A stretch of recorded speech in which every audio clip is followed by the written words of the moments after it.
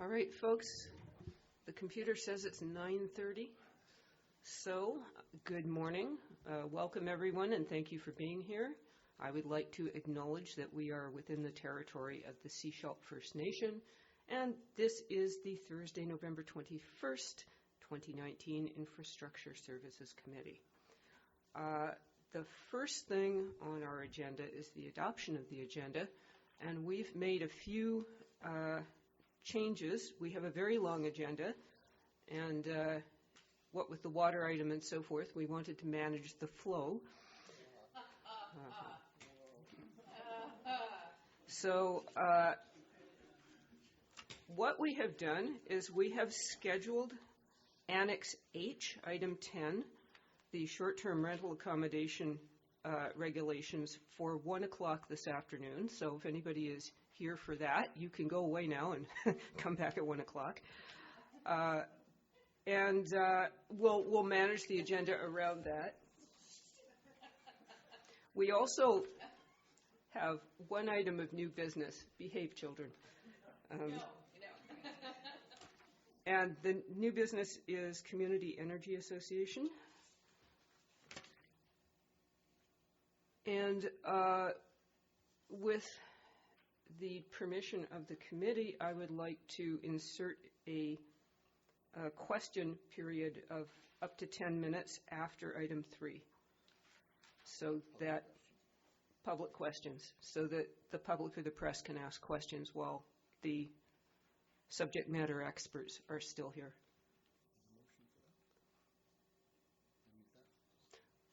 Moved and seconded. Any further discussion? All in favor? Thank you, that passes. All right, the first, actually, two items on our agenda are related. So I think we will roll them together so that we can discuss both the report from our manager and the presentation. So. Right. Okay. Motion to accept the first. Well, actually, shall we accept all of our reports? Yes. Motion to receive all of the reports. Moved. Seconded. All in favor? Thank you. They are received. So, first up, we're going to have a brief intro by our GM of Infrastructure Services, Remco Rosenboom, and I'll put it over to you. Thank you, Chair McMahon.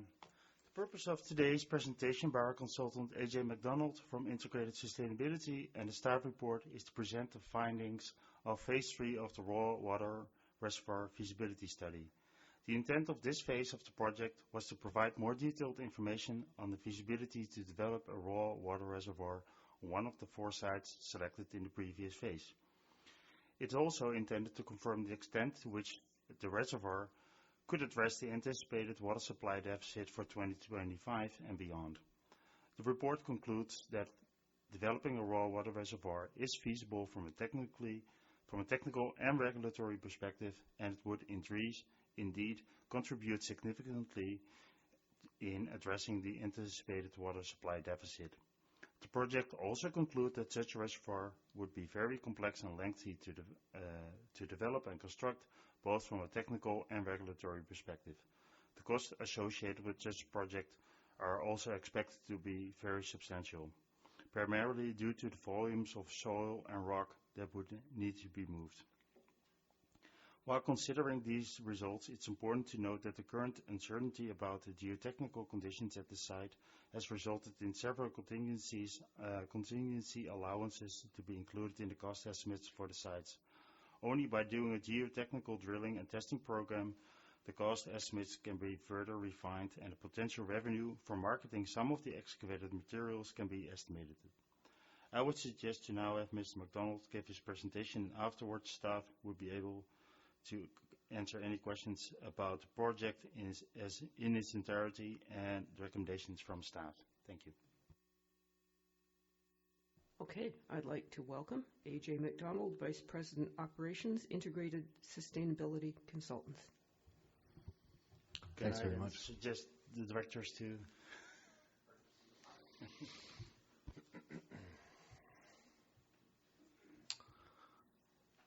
Thanks very much for the introduction.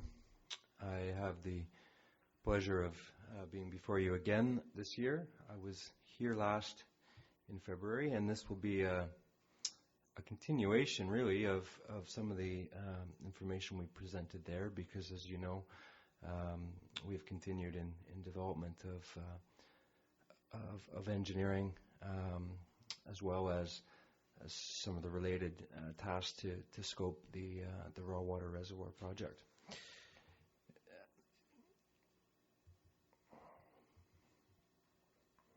Pardon me. I seem to be frozen here. There we go. The agenda here is similar to what we had last time. I'll talk about the project context and phases, a technical summary of what we've done, some of the background drivers and context. There'll be a bit of repetition just for anyone who didn't have the benefit of seeing the presentation in February. But then we'll focus on the progression of design between Phase 2 and Phase 3. We'll talk about cost and sensitivity, next steps, some questions. And then I have about 40 slides covering those items, and then I've got other slides that I won't necessarily go through unless a question kind of compels us to look at more detail. I don't go through an introduction of our company. I did it in February for you. You've retained us to do 3 phases of work so far. Suffice to say, we're a water specialist company. We build a lot of reservoirs. We've designed 75 reservoirs and built 35. We built 5 this year. 35 would be in our 10-year history. We built 5 this year. We've got a few in commissioning right now. Any questions on that? I do have supplemental slides on our background and history. So this is Phase 3 of the reservoir project. The drivers of the project, I think, are well known to everyone. Essentially, it's to provide some storage of raw water, so before your water treatment plant. So diversion of water to a reservoir during periods of high precipitation and high creek flow. And then when you've got that water stored, you can use it when precipitation is lower. One of the key things, as I'm sure you know, is it's important to keep enough water in the Chapman Creek system for the salmonid and other fish species. And so that's kind of your hard limit for downstream water flows, that you've got to keep 200 liters per second in the lower reaches of Chapman Creek. And that would be what compels you to do water conservation measures, particularly in the summertime. Here's the context of the project. When I came to you last time, we were about 75% of the way through Phase 2. And now we've completed Phase 3. So in Phase 1, we did a water demand analysis, and that built on the planning work that was done with Opus State and Ignite in 2013. But we did an additional level of analysis for water demand. I'll summarize it in a following slide. We looked at 11 different sites originally for reservoir development, and we did some multi-criteria analysis, technical, economic, environmental, regulatory. I'll go into details of all those. And then we narrowed the field down to 5 sites. In Phase 2, our scope was to do a desktop as well as a field assessment. Now, what we ended up doing the field assessment in Phase 3 had to do with snow cover on the ground, as well as awaiting data, LIDAR data, which is topographical information. But we did conceptual design. We presented our Class D cost estimates at that time in February, and we did a more detailed MCA, or multi-criteria analysis. And that led us to, we had 4 sites surviving at that time, and we call them Site A, Site B, Site C3, and Site C4. So those sites were carried into Phase 3. We did a much more detailed regulatory review. We did a hydrological study looking at the ability of particularly Sites C3 and C4, the higher elevation sites, to provide the storage needed. We did terrain and aquatics assessment, including going to the field, looking for species of concern, looking for fish in C3 and C4. gathering some data to do some environmental scoping for environmental work that would need to be done. In the terrain assessment, we did some shallow augers and things like that, looking at the materials. What we didn't do is intrusive geotechnical drilling. That would be a future requirement, and we can cover that in a little bit more detail. And we did some preliminary engineering, although not a full preliminary engineering suite of engineering tasks, partly because we didn't have the geotechnical information. So we call it advanced conceptual, sort of a 30% design level, and then Class C cost estimates. So in February, you looked at a cost estimate that had a plus minus 50% confidence interval. The confidence interval of a Class C cost estimate is lower. It's estimated at 30% confidence interval. And then we updated the multi-criteria analysis. I'll quickly show some next steps, and then we'll get into a bit more detail. But typically, your next steps would be regulatory permitting, land acquisition, stakeholder engagement, finishing the preliminary design, which includes the geotechnical work. It's really important, the geotechnical work. It tells us how deep the foundations have to go, which generate volumes for excavation. It's important here because we're in a seismic zone. There's other reasons, but that's the key one. The suitability of on-site material for two things. One is, as you know, aggregate and gravel materials do have economic value, but also you have to build a reservoir that's impervious enough to water to hold water. And so we have to be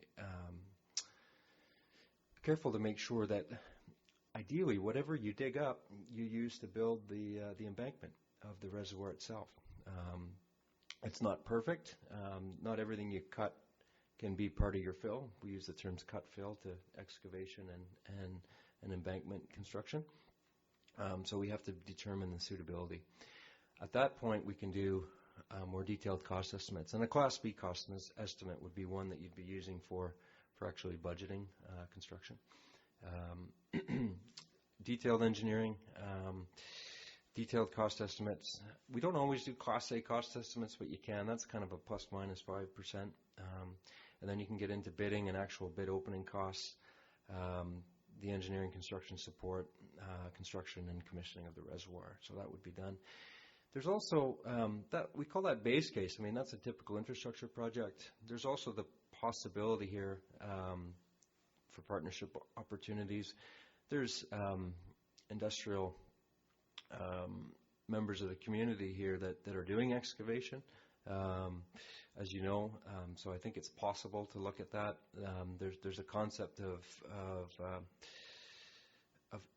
doing that in the same way that, for example, there's excavation being done for aggregate sales and things like that. So I won't get into too much detail on that, but I just wanted to mention that it's something that we considered in looking at construction schedules, and that would allow you to revise the schedule and the cost basis. Essentially, there's an opportunity to do a sort of a trade-off and a value estimation of an industry partnership. So getting into the details here, the water demand analysis, this is repeat information that was in February, but it's important because it kind of ties us back. Essentially, we looked at supply deficit for drinking water supply. So what goes into your water treatment plant? We looked at 2025, 2035, 2050, and under a standard population growth linear model. And then assuming that your reduction of current demand is either zero, in other words, same per capita use as today, and then we looked at a few reduction scenarios. This does not include anything outside of the reservoir. I know there's a context of other projects you've been looking at, groundwater, for example, so that's not included here. When we generate a target reservoir volume of 900,000 cubic meters to 1.3 million cubic meters. That was what we generated and took into the original phase one sort of conceptual. It's a little bit different than was done in 2013 when you did your planning work with Opa State and Knight, higher. But that's where we were at. In phase one, we looked at three different areas. Area A would be kind of at the same elevation as your existing treatment plant and intake. Area B would be slightly higher elevation. So area A, we're talking about 190 meters above sea level. Area B goes above 200 meters sea level. Area C goes all the way up to the border of the provincial park, tetrahedron. Within the park is your existing reservoirs that you have access to at Chapman and Edwards Lake.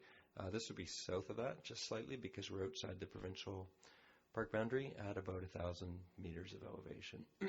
Again, we generated 11 sites here and narrowed it down to 5 in the initial phase. So we had A, B, C1, C3, and C4. We actually eliminated site C3 because there's a fault in that area. Sorry, C1 I meant to say. Thank you. C3 survives. C1 was eliminated because there is a seismic fault. So we did some site work. It's helicopter access up at the higher alpine sites. I'll show you those pictures first. It's a bit more interesting. So this is C3 as it is today. Essentially the concept is to dam on the downstream side and inundate the existing lake surface as well as additionally to provide a volume in that target range. Here's where it looks sort of at the inlet of the lake. So this is the water coming into site C3. Here's site C4. Looks similar. You can see there's some wetland there, etc. Here's C4 from an aerial view from the helicopter. Here's site A. I think it's partially cleared. The lower sites are Crown land, but do overlap agricultural land reserve. And here's site B from the roadside. So the first thing we did at the beginning of phase 3 is we got some better data. We got some LiDAR. So SCRD was able to get LiDAR that we used. This is very high resolution data. You can see the sort of faint outlines of our design footprints on top of the LiDAR. It was pretty important to get this information. It allowed us to do some design, but also do some terrain assessment, and I'll cover that in a bit more detail in a moment. SCRD's also provided some renderings. So just to, not to keep you in suspense, this is kind of the concepts we came up with. The ferry is there for scale. It's not actually expected to be a new route, but just for scale. That's what Site B would look like. You see a truck and a ferry in there. I'll show it later without the ferry because you shouldn't consider it with the ferry in there. Here's an example. If you can see on the left there, that's the in the turquoise. That's the outline of Site B, just for scale. That's your mall, Trail Bay, and on the right would be your airport. And again, thanks to mapping department here at Sunshine Coast Regional District for providing these images. They're really helpful for identifying the scale. So as I said, we did some terrain mapping. This shows Site A and Site B. And these red lines, what they are polygons. And so our geotechnical engineers are looking through the polygons to look for things like faults. So what I would do, just quickly to give you a sense of what we did here, this is Site A and Site B. I'll just use the pointer. I promise I'll use it sparingly here. So here's Site B here. This is the outline of the conceptual design of the reservoir, and then there's some stockpiling here, and then Site A is down here. Site A is higher slope than Site B. There's about 38 to 40 meters of slope differential here. Site B's from north to south is wider, but actually a lot less slope. The other thing we note in Site A, within proximity here, you can see what these are, these wavy lines. These are landslide scarps. So these are evidence of previous landslides. There's a slightly higher risk, terrain hazards in Site A. And that shows up in the multi-criteria analysis. But that was possible by doing this terrain assessment and using the LiDAR. So just a contrast there. Here's an example of how we did it at sites C3 and C4. There's different set of tasks we did on site C3 and C4 because we also did a hydrological model. Essentially, we wanted to see if site C3 and C4 could reasonably be considered to fill in the wintertime. And we expect that we looked at C3, we looked at C4, and we looked at C3 plus C4 if you were to do both. We looked at the ability of them to fill as well as the ability of them to provide water through the drier season. So C3's got better, the statistical analysis comes back and tells us that site C3 is more reliable as a water supply, but C4, for the most part, except for the driest years, you could expect it to provide the volumes expected. I'll show you the design here on each site. So I've got a screenshot of the actual engineering drawings, and then we show the cost estimate. Now I'm going to talk to you a little bit more about cost sensitivity and the difference between the Phase 2 and Phase 3 costing exercise, as well as the fact that we do have a range of costs in there. We've got a lower range and an expected range. I'll cover that in a moment. But Site A, the volume changed a little bit from the previous design, given the LiDAR and given the engineering work that was done. So it's just over 1 million cubic meters of operational volume. So that doesn't include any what we call dead storage at the bottom. Essentially, you can't get every drop of water out of the reservoir for use. There will be some at its lowest level. There's also a freeboard of 2 meters. So at the top of the dam, it's not full to the brim. In the bottom, you see key quantities. What you'll notice is that the excavation volumes, I don't expect you to necessarily refer to them in real time here, but if you're interested, the quantities for A, in terms of the amount of excavation, the amount of material we have to excavate and move is actually higher per unit volume than Site B, and it has to do mainly with the fact that there's higher slope at Site A. So essentially, these are three-sided reservoirs. What you see in the drawing here is where it's red, we're doing a cut, and then in the green is a fill, and then you can see the excavation stockpiles above. Whoops, wrong direction. Sorry. Here's Site B. This is 1.3 million cubic meters. Again, lower excavation volumes. Slightly higher. The cost range is higher, but per unit basis of storage, it's actually lower because the volume is higher and the excavation numbers are lower. So here's where you can see, just in context of some of the rest of your region there. Again, that's that Site B. I took the ferry out for this one. You took the ferry out for this one, the Sunshine Coast Mapping Group. So that's just to give you a sense of it there. Now we'll look at Site C3, C4, put those on the same page for you here. The volume of Site C3 actually went up. So what you can see there in these pictures is you can see the existing water surface and then the inundation. So this is about 25 hectares on either site in terms of the finished full size of the footprint. Includes the dam and the operations area. But the inundation is close to about 15 hectares. And the depth at the dam would be a maximum of 15 meters in all cases, but the depth of water above any existing land would be probably in the range of 10 meters. There's some variability there. But essentially what you see there is the costs are significantly lower per cubic meter, and it's because we're only building a significantly smaller dam and using the natural topography to a greater extent.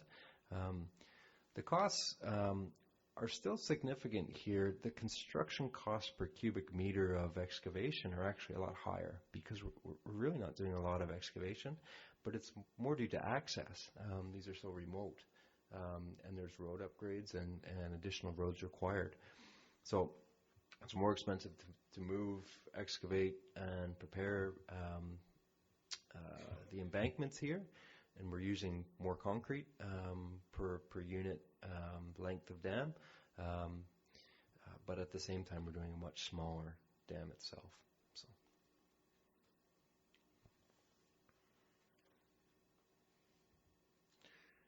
here's a look at just C3 shown here. What you can actually see is here we show, here's Edwards, here's Chapman, there's the park boundary here. Here's Site C3. Now it's shown developed into a reservoir, and just for contrast, Site C4 is actually here, but it's shown not developed in this particular rendering. So it's shown as it currently sits. And there's the closer look at C3 and how the dam is holding back. We looked at pipelines and intakes. For sites A and B, you would have pipelines to and from the reservoirs. For C3 and C4, if you recall, there is no pipeline involved to the same extent because we're actually flowing into the existing Chapman Creek natural system using Chapman Creek and Stockholm Creek. We looked at 4 different potentials for a new intake, and this would be primarily for Site B. So you see here, there's the Site B footprint here. Here's your existing intake. Now what we did was we moved the intake up in elevation for considering Site B because that allows you to flow by gravity to the reservoir. So we looked at, there was 4 different ones. So I show you 2 and 4 here. We looked at elevations from 240 up to about 320 meters. At 320 meters, you're the furthest away, and that was lower ranked. At the point of diversion 2, we actually thought that was the best bet overall. It's a site of a historical site of a bridge. There are bridge abutments there. It's a decommissioned bridge, but it's best for access.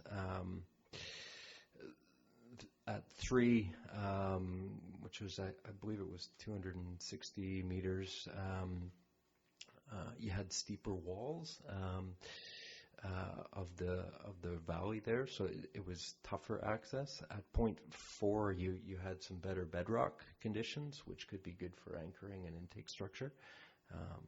And so we recommended point 2 being the best and point 4 as the second best. We looked at various different kinds of just conceptual intake designs for you in order to get pricing into the costs. In the previous version of the cost, we didn't have the intake in there, by the way. So here's your existing intake.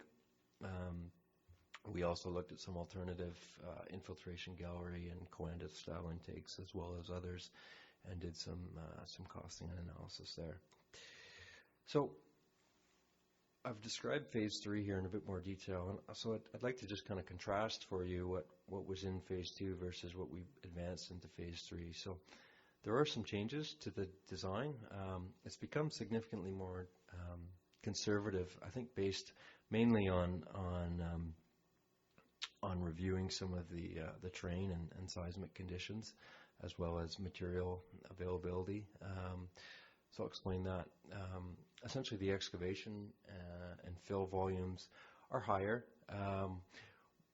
We did, in looking at the terrain, in looking at the seismic conditions, in looking at the international and other dam requirements for having these large dams.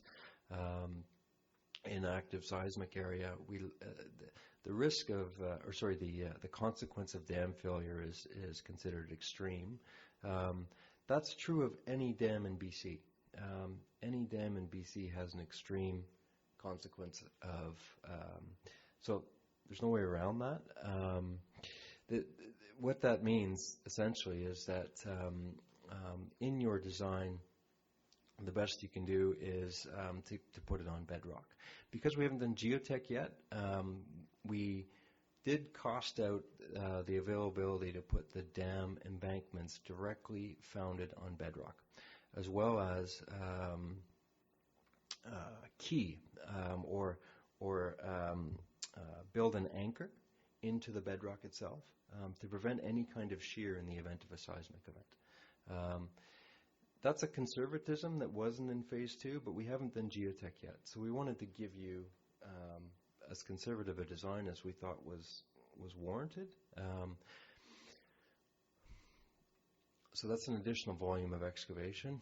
We added a concrete membrane on the wet side of the embankment. And the question we had for you when we went through this exercise was, to what degree do you want to accept risk in material availability? And material availability is important because if, while excavating, we can find fine material like clays that could make the embankments sufficiently impervious, we don't need additional material on the inside slope to essentially to make it watertight and to prevent seepage. But if we don't find that material, we would have to import it from somewhere else.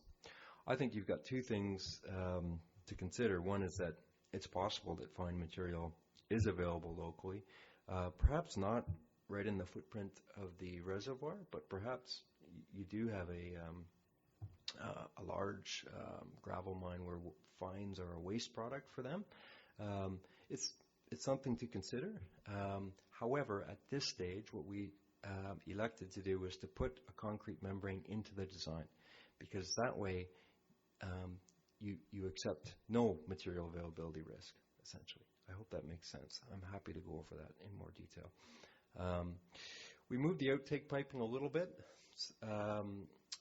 Particularly in Site B, this makes a difference.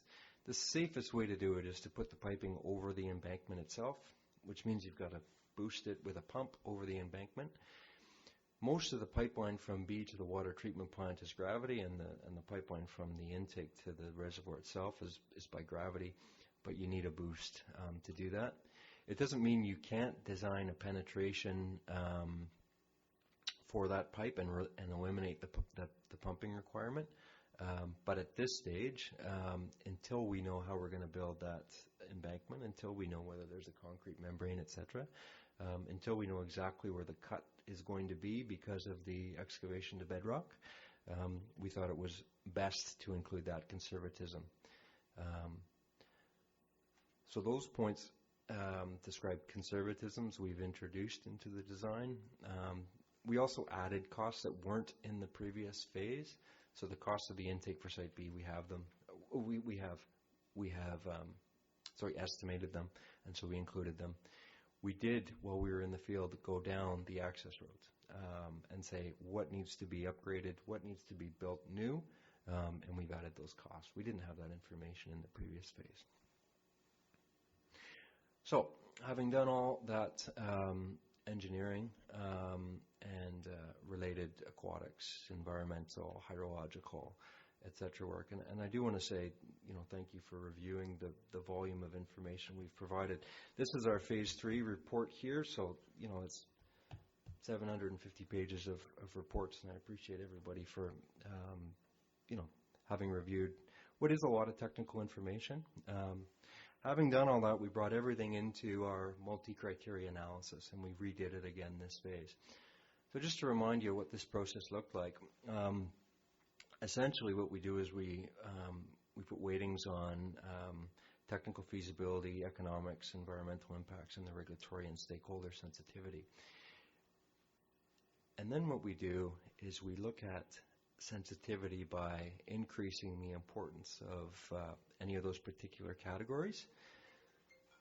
So in the initial run through the multi-criteria analysis, we look at a holistic where we've got somewhat equal weightings, slightly higher technical feasibility because that's sort of in many ways most important.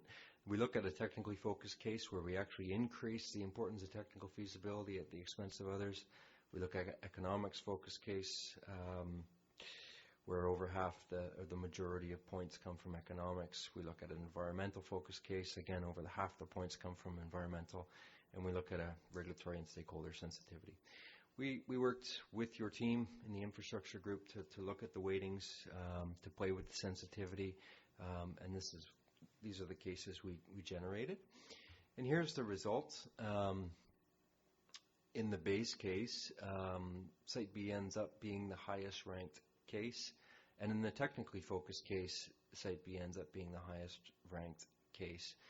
The reason Site A tends to lag behind in the technically focused as well as in the holistic base case is generally because of the slope and terrain hazards that I discussed. In the C sites, Site C3 tends to prevail over Site C4. It's better volumes per unit construction cost or construction effort, however you want to put it.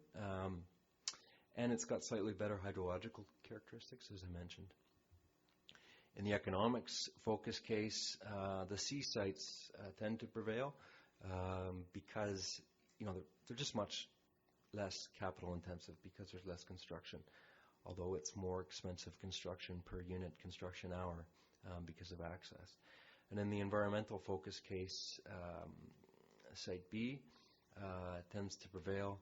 In that case, we were looking at the degree to which these locations were previously impacted or developed, etc.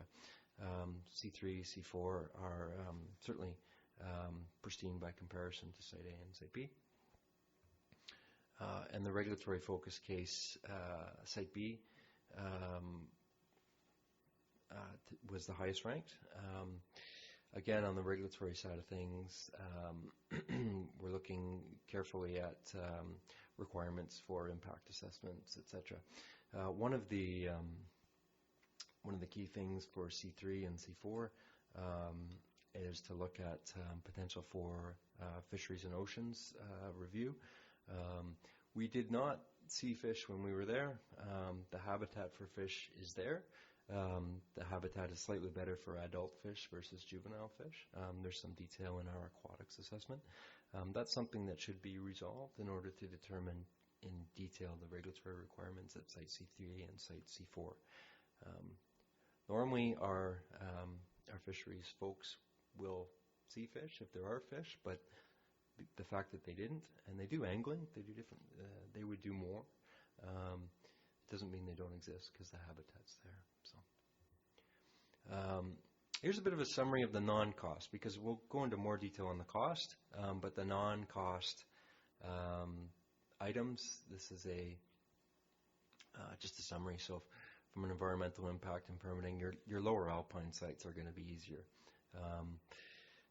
in both environmental impact and any other regulatory considerations. For hydrology, C4 does have that risk that I mentioned earlier. For operational benefit, there's a significant amount of operational benefit at B, and there's a few things. I'll cover that in more detail in the next slide. The amount of time for permitting, likely lower at A and B. And again, I spoke about, for example, potential for fisheries and oceans. And time for construction, it's going to be shorter at C3 and C4. That doesn't include permitting in that, once the ground is broken, because it's a smaller project. At Site B, just talking about the operational benefits in particular, you'll find that there's a number of them.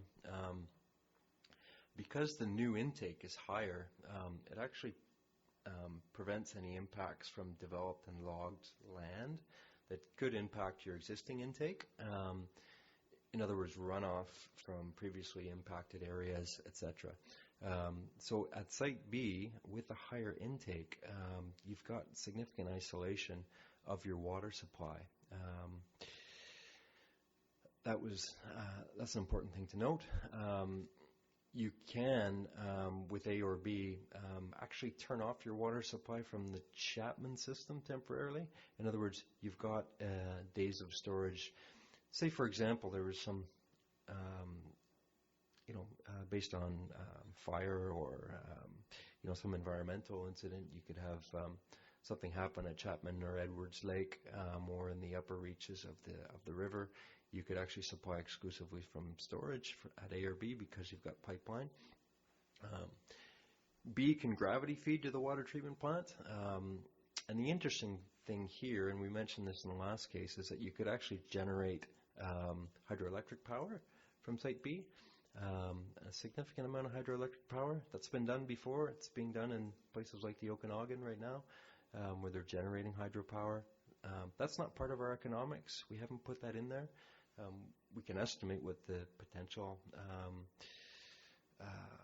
financial impact is, the positive financial impact. The context is that right now power purchasing agreements wouldn't be in place necessarily to make it possible to sell the power back to the grid, but in the future that may not be the same. And certainly you could use the power locally.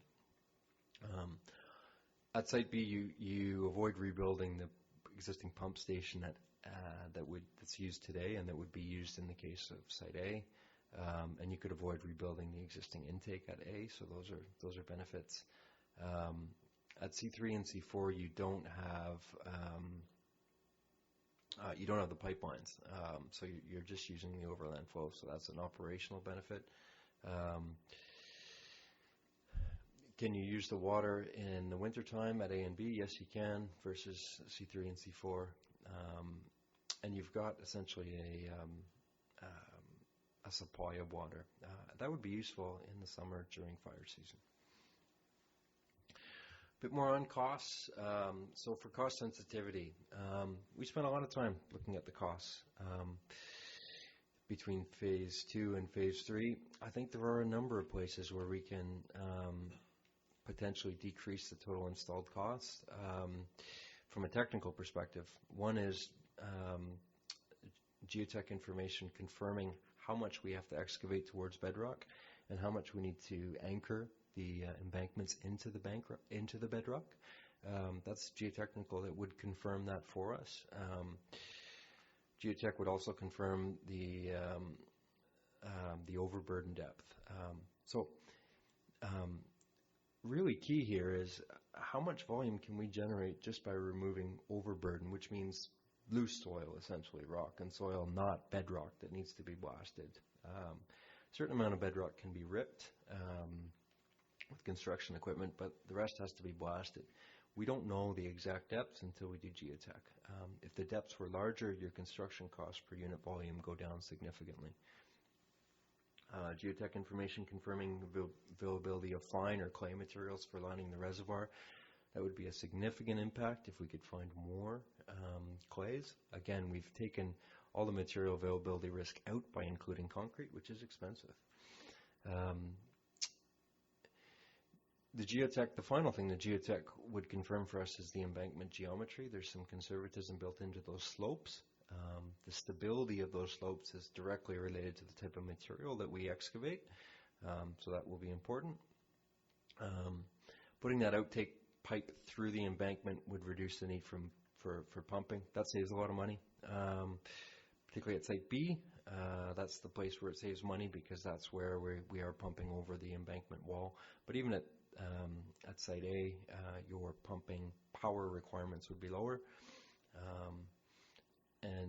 A smaller impact would be using a smaller volume of gravel at things like trafficable services. Just depends on the stability and the degree to which we have to provide access. Here's the costs and the volumes as updated. Just to tie you back at the bottom there, the note is that supply deficit in 2025 with the demand reduction scenario noted here would be 1.245 million cubic meters, just to give you a reference point. Again, that doesn't include any of your other supply projects that you're working on, for example, groundwater. Now, what you'll note, if you look at these, is that the costs and the confidence interval doesn't overlap with Phase 2. It normally would, but because of the reasons of the conservatisms and the scope additions, we are looking at a different basis for the costs. Now we give you two numbers here, 2 points of reference. One would be a lower range, and one would be expected with the information we have and the conservatism we have today. So in the lower range, we would be assuming things like we find fine material.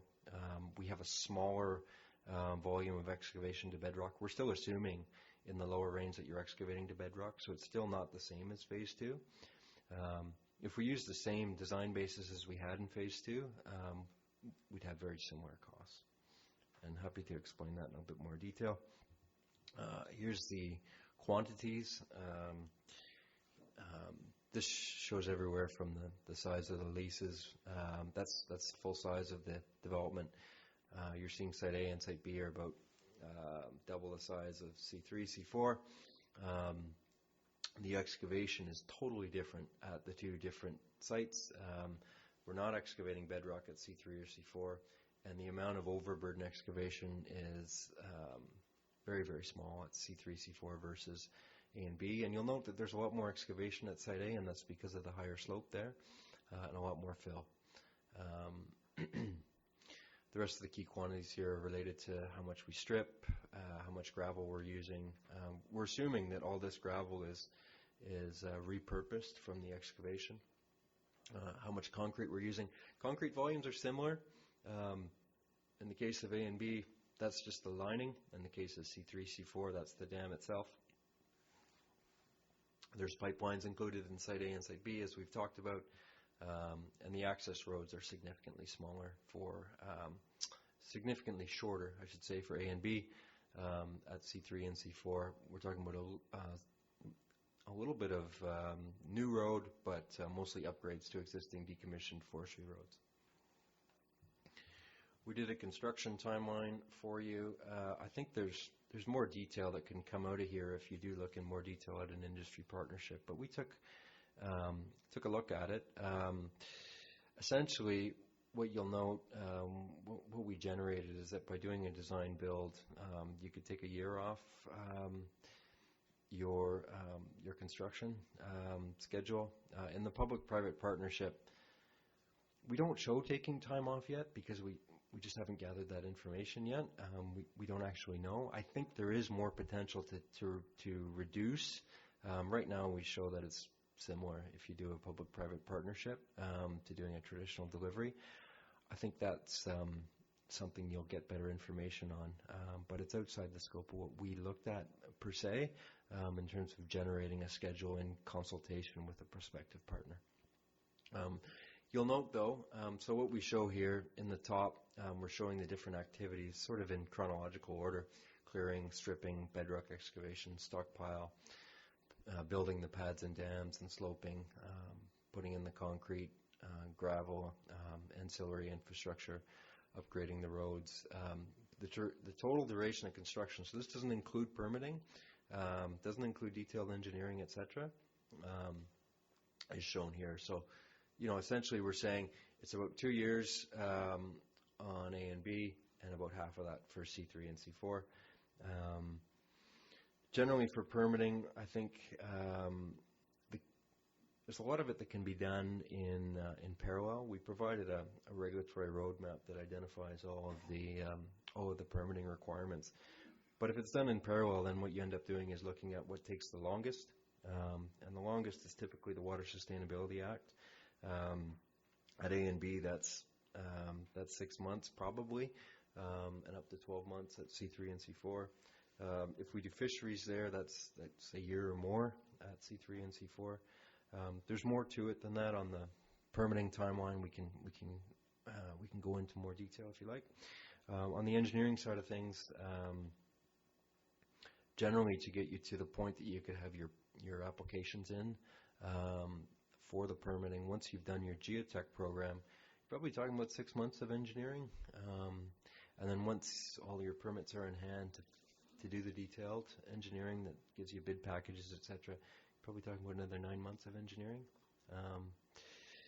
So the permitting and the engineering could be done, much of it in parallel. geotechnical, and some of the permitting could be started. So we've been working with the infrastructure group to look at the permutations of the timeline.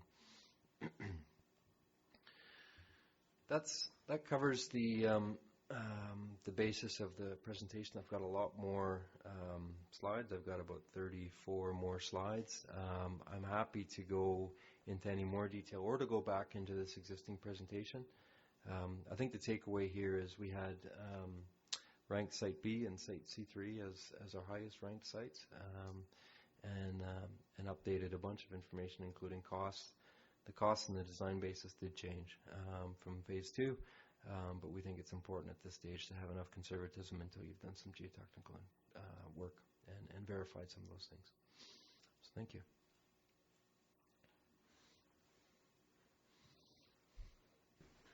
Okay. Thank you for your presentation. I'm sure that all of us have big lists of questions, but I'm going to take advantage of being chair and kick off. I read all 90-odd pages of the report and a number of the appendices and was fascinated that we are planning for the rest of this century for our water supply, which is critical for the coast, and there was not one single mention of climate change. Not one. Mm-hmm. And I also noticed that the environmental case did not include GHG emissions associated with construction and operation of any of these projects. Mm-hmm. And I actually raised that question back in February, and I was told that that would be in this report. So I would like to know why climate change is not in the report. Mm-hmm. Okay. I think the first part of your question, which I think is, I think they're both technically relevant. The first part of your question, one place where we did consider, we considered the impact of drought. We considered the impact of drought and used quite a conservative basis for the hydrological work. In other words, we used 10th percentile, or 90% exceedance, saying 90% of the years you shall exceed, based on the data set that exists. And that's the way we modeled the hydrological work that was done. The question was, and it did come up, the question was, does that include climate change? And the answer is, the only data we have is historical data. And so we use the most conservative drought scenario that is credible. Does that tell us what will happen when climate continues to change? Not necessarily. But it's the convention we use because we don't have models that show what the actual flow will be. We only have historical data. So the way that you generate statistical information to be inputs into our study work is just by increasing the conservatism of your basis and saying, are we using 50 percentile or are we using 90 percentile? By using 90 percentile, we increase that. And that's why we did that. In other words, if we were to say, let's model climate change scenario ABC into the future, that's not the way the model works. The model works by using historicals. So it doesn't explicitly model climate change, but it makes it more conservative because we know climate change exists. I hope that helps. And I don't have our hydrological modeler here with me, so I'm doing my best to paraphrase. With respect to greenhouse gas emissions in the multi-criteria analysis,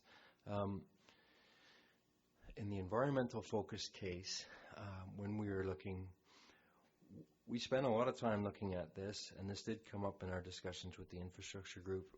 We thought that the components of the multi-criteria analysis that covered pumping requirements from Site A were proper analogs for greenhouse gas emission.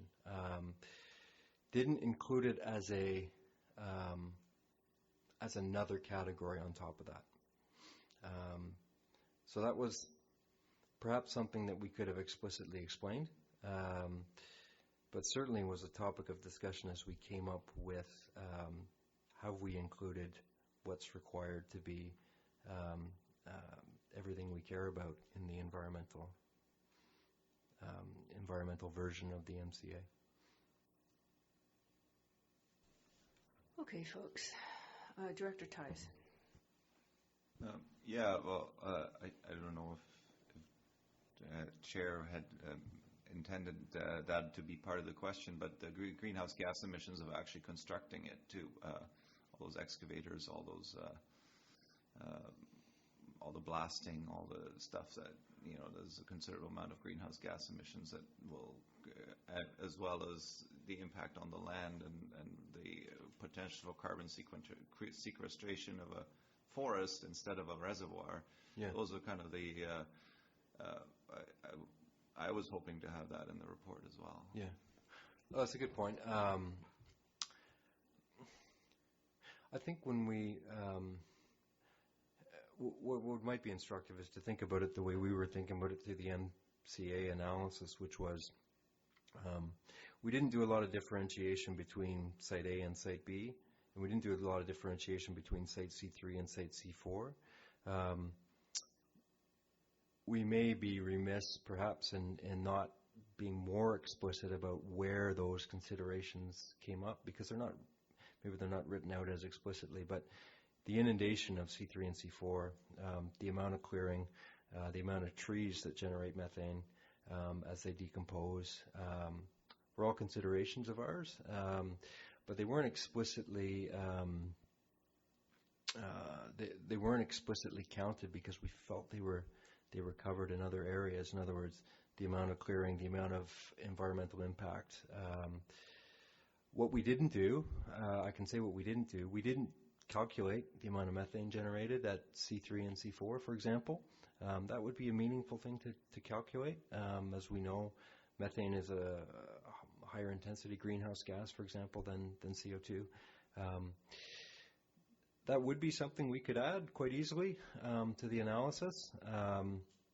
But the amount of clearing and grubbing required, the existing status, the existing growth is covered elsewhere, perhaps not explicitly enough.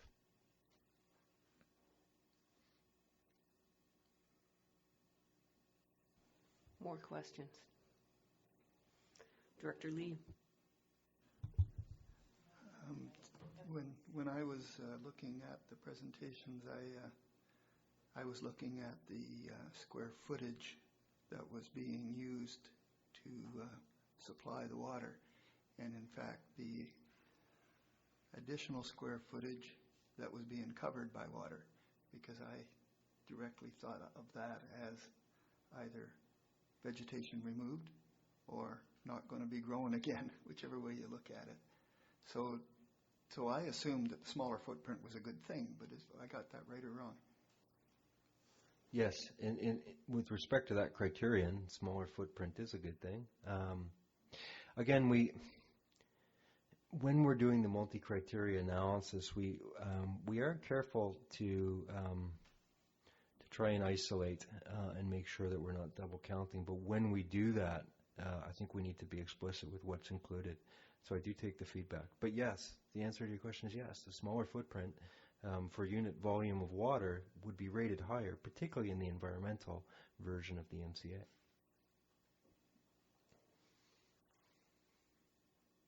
Director Seegers. Thank you.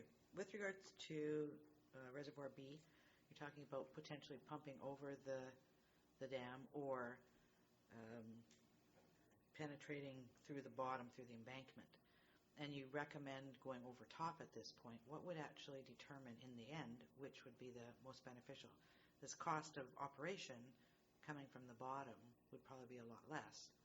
And the other issue that we have for the salmon down the stream is water temperature, right? So I don't know how the two would impact that. Yes, very good question. Thank you. What would determine whether we can go with a pipe that doesn't require a pump, essentially, is really the stability and knowing exactly where our overburden excavation takes us to. Because right now, the conservative design would be to excavate right to bedrock and put the embankments directly on bedrock. Putting a pipe into bedrock is very expensive. Putting a pipe on a cut surface or a fill surface, anywhere you've filled, is technically challenging because it's very hard to compact things back to a very, very capable surface again. Putting a pipe on a cut surface is much lower risk because it's native grade or it's already been compacted. So doing some geotechnical information, knowing exactly where that goes, in other words, the excavation. We wouldn't put a pipe on a fill surface probably. There's probably not enough technical certainty there to do that. We would put a pipe possibly on a cut surface. We would put a pipe possibly at bedrock, but because we didn't have the geotech information and didn't know exactly where that was going, we felt it was best to give you pricing, which is conservative, which says we will put in a pump to put it over the wall. We did not look at the temperature impact of pumping water over the wall, but it's going into the treatment plant. Unless I'm missing something, I don't think there would be a temperature impact in the lower reaches of the creek. I'm going to go to staff, please. Thank you. And I can indeed confirm that the intent would be that the event requirements would be met even at a higher intake location, so there would be no change to the flows in the downstream and the temperatures in the downstream reaches of the creek during the summer months. So there will be no impact to the temperature in the lower reaches because the temperature from the reservoir, the water from the reservoir, would only go into the treatment plant and not back into the creek. Okay, I just have one follow-up question that is also climate change related. When we are evaluating our infrastructure, we need to look at its vulnerability. And we have very vulnerable infrastructure right now. It's vulnerable to earthquake, but also to increasing risk of wildfire, to increasing problems with stormwater, runoff, landslides, so forth, and of course drought. And so that is another aspect of this analysis that I would expect to see, is what is the most robust option for us looking forward. Any thoughts on that? Well, first of all, I agree with that statement fully, wholeheartedly. I think we did speak at some length of the operational benefit of a new higher intake, but also the potential for forest fires and things like that in the higher alpine, impacts to your existing water supply system, which, base case today being the Chapman Creek system as fed by Edwards and Chapman Lake. But I think in terms of robustness, again, I think at this stage, it's with the exception of the intake difference, the difference between A and B, and the difference between C3 and C4 was relatively small. So I think it's instructive and valuable at this stage to consider high alpine C3 or C4 and lower at A or B. I don't think that there's a significant difference, with the exception of the intake, as I've said, between the sites. So I think you do have some trade-offs. You do have some advantages of the higher alpine systems, but some advantages of the lower A and B locations as well. As I've said before, I do think that I take your point that the directness of the climate change discussion is potentially lacking. I think if we were to revise some of the report and actually draw those threads together into a more dedicated discussion against climate change, you may see that some of that work was certainly considered, but I do take the feedback. Staff, please. Thank you very much. Just to put it in perspective, Mr. McDonald was talking about CB, site A and B, as potentially that they can provide water to the community without using an intake structure in case of emergency. We did a rough calculation, but if we were at the stage 2 watering restrictions, we would have about a month worth of water there. So it will be a significant amount of water that we will be able to draw from those reservoirs in case our intake structure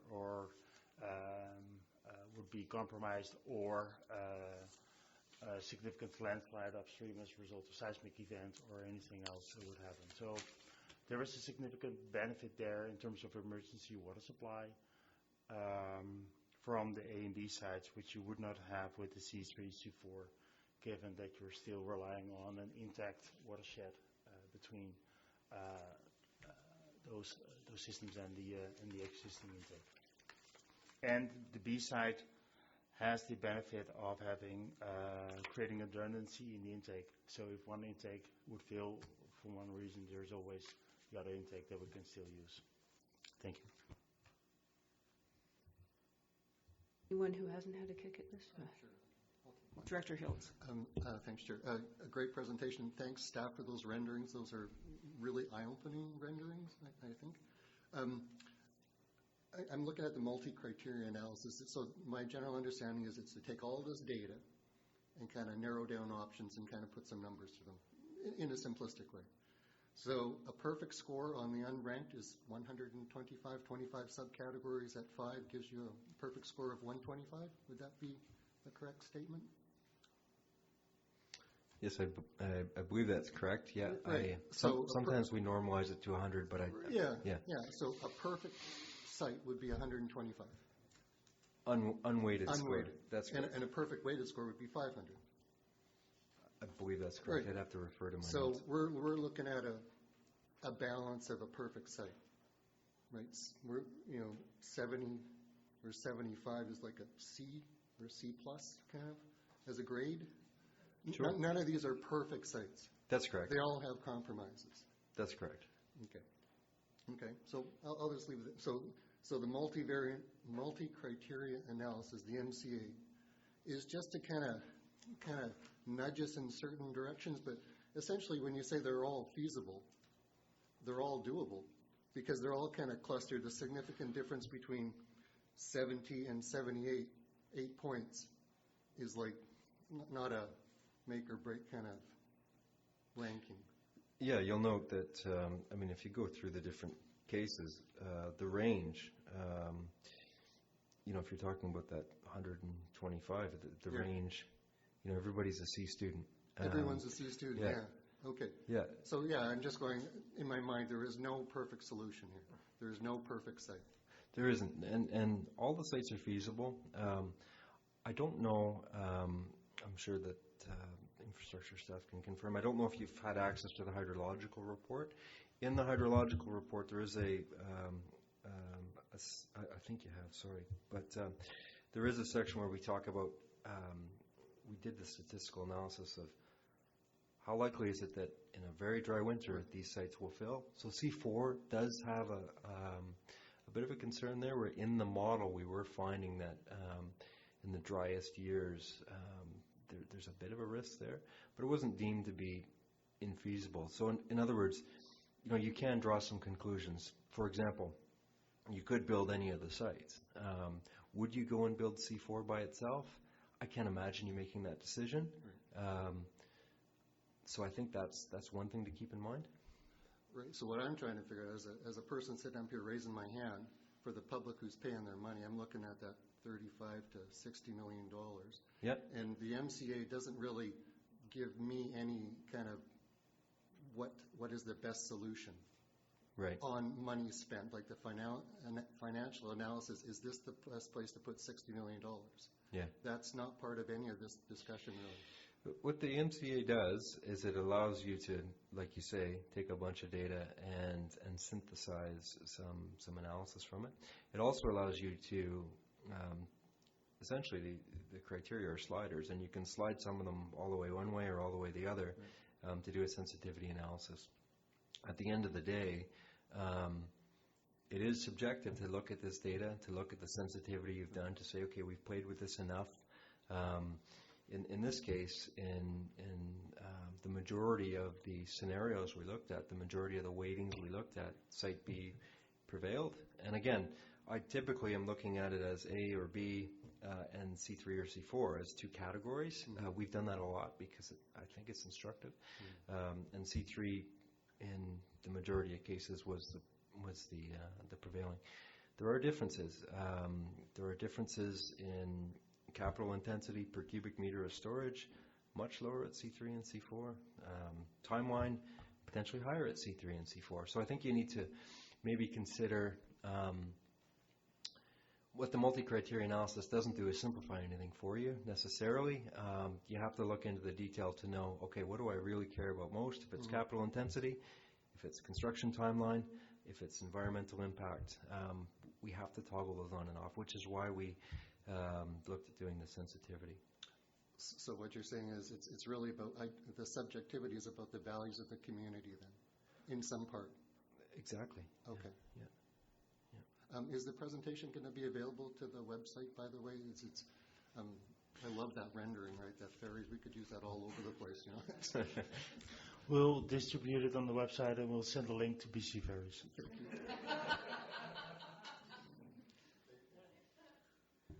Okay, Director Ties. Thank you, Chair. Couple of questions.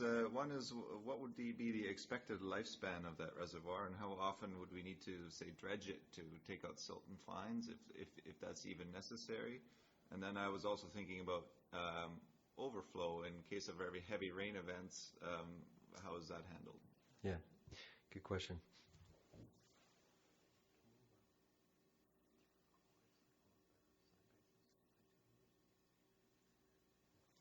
Excuse me, I was just referring to my colleague there.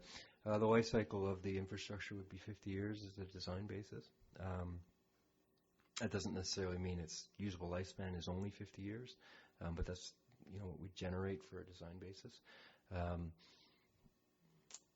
In terms of too much water, essentially it's got a spillway included.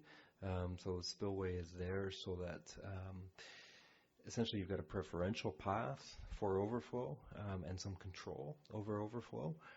In this case of C3 and C4, that's normal operation, would be to spill over the dam itself. In A or B, that wouldn't be normal operation. So you do have to control that and make sure that in that case, however, the dam itself, is designed to hold back as much water as it can hold, essentially. If that's not painfully obvious. Does that answer your question, Councillor? Yeah, and just if it needs to be dredged or anything. Oh, yeah, sorry. That's a good question. I don't think in our operating costs we spent a lot of time considering dredging per se. I think at sites A and B, there's much less contribution from what we'd call overland flow, and so I don't think dredging is a necessarily a credible contributor to operating cost. At sites C3 and C4, I think you have to remember really that it's already a natural water body, most of the site. So in the case of those high alpine systems, the actual contribution of say settlable solids I don't know that we did a mass balance on solids into it. I don't know that dredging per se would be a particular concern, but we'd have to look in a bit more detail at operational costs. I think our life cycle costs, don't expect that you'll be dredging on any significant timeline, certainly not on the scale of yearly or even within, single digit intervals of years. Over to staff. Just to add to this, in the case of the site A and B, from an operational perspective, if we could actually optimize our current operations. Now, if there's a storm event where our Chapman Creek turns chocolate brown, we can close the plant for about 10 hours. We have that kind of capacity, but then we need to reopen it, whatever the chocolate brown water is that we'll be facing with. So site A and B would still allow us to close the intake for a week, let the storm go by, let the water turn clean again in the creek, and then open the intake again without any interruption to the water supply. So by changing our operational regime, we can actually prevent the need for any dredging in the lower reservoirs. Thank you. Follow up? Just after the 50 years, what is the expected things that would need to be replaced or fail? What would fail, and what would be sort of an expected capital expenditure at that point to make it go another 50? Good question. If I may, could I add to my previous answer as well? I was thinking about supply side to the reservoir, but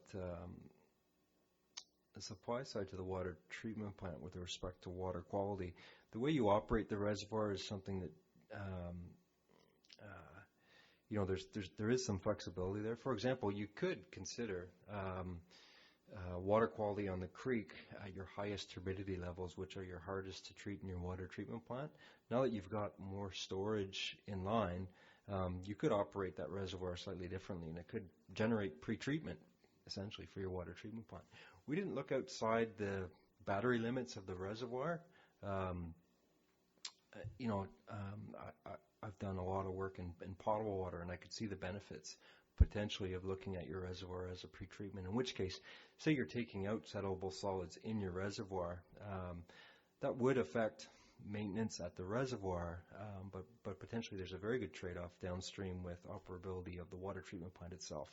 We didn't look at that, but that's certainly a meaningful thing to look at, and there's some flexibility there. So I just wanted to say that to add to my previous answer, and thank you for that. With respect to at the end of its useful life of 50 years, what would be, it depends, I think, on how we maintain it over its life cycle. The way it's designed today, it includes a concrete membrane, essentially a concrete surface on the wet side. With a concrete surface, I think you could probably imagine what the maintenance requirements are. We would potentially be doing repairs over the life cycle to the concrete. We've got some piping that's got a 50-year lifespan. Some of the piping may need to be replaced within that time interval. Pumping probably has to be replaced before that. Pumps don't typically last 50 years. But the main structural components of the embankments themselves, it's not. I wouldn't consider that after 50 years we're doing major reconstruction. We've got to maintain it. We may have to do some targeted repair of concrete, for example, but nothing else really requires wholesale reconstruction. However, things that could change that would be a significant earthquake, a significant other force majeure that affects the integrity of the system. The timeline of that being obviously undefined. Director Lee. I have a few questions, but I'll just go one at a time. You mentioned gravity-fed as an advantage, but C3 and C4 would meet that requirement if you moved the intake further up the creek. Is that correct? Yes, it is, although I'm not sure. I want to make sure I understand what you're asking as well. So if we say, for example, we were to develop C3 and or C4, you don't necessarily need to move your intake. You could, but the primary driver of moving the intake would be developing Site B. In terms of the way we were generating sort of the narrative of development scenarios. Because Site B couldn't be fed without pumping from your existing intake, because your existing intake is lower and your existing desilting system is lower. So to answer your question, Site C3 and C4, we didn't actually even think about moving the intake at the same time as developing just the high alpine sites.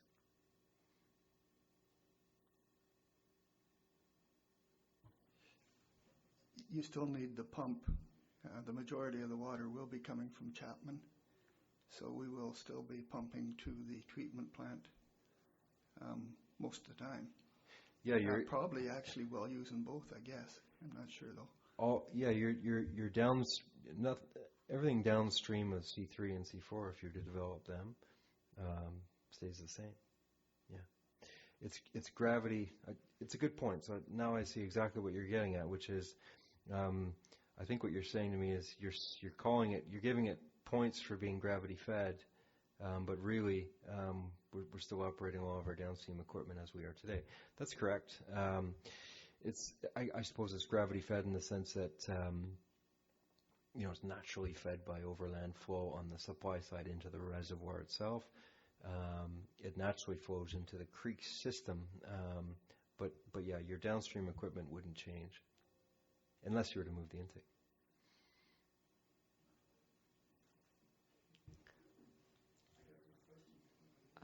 Well, Director Pratt. Thank you. So thank you so much for the report. It's a lot of reading and looking at the binder. Thank you for synthesizing it into the smaller report that we had. A lot of very interesting information. Even with the price of Site B, because it's daunting. But it certainly does allow for a diversification of source for us when we're looking at adding more water into our system. During your presentation, you had mentioned that there is an overlap or a border along the ALR. Mm-hmm. And is that along Site B or Site A?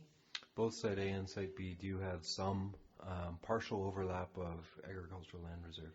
Okay. Yeah. And in your experience in dealing with ALR lands in BC, is that going to be a difficult negotiation going forward? It's a significant negotiation. It's certainly a possible negotiation and has precedent. I think if we look at your regulatory timeline and if you use how long it takes as some degree of determining the significance, it's not your most significant regulatory requirement. I think your Sustainability Act and some of the stuff there is kind of a limiting timeline mm-hmm. for that. So I do think it's manageable, and we've got a little bit more detail in our environmental reports. Okay, thank you.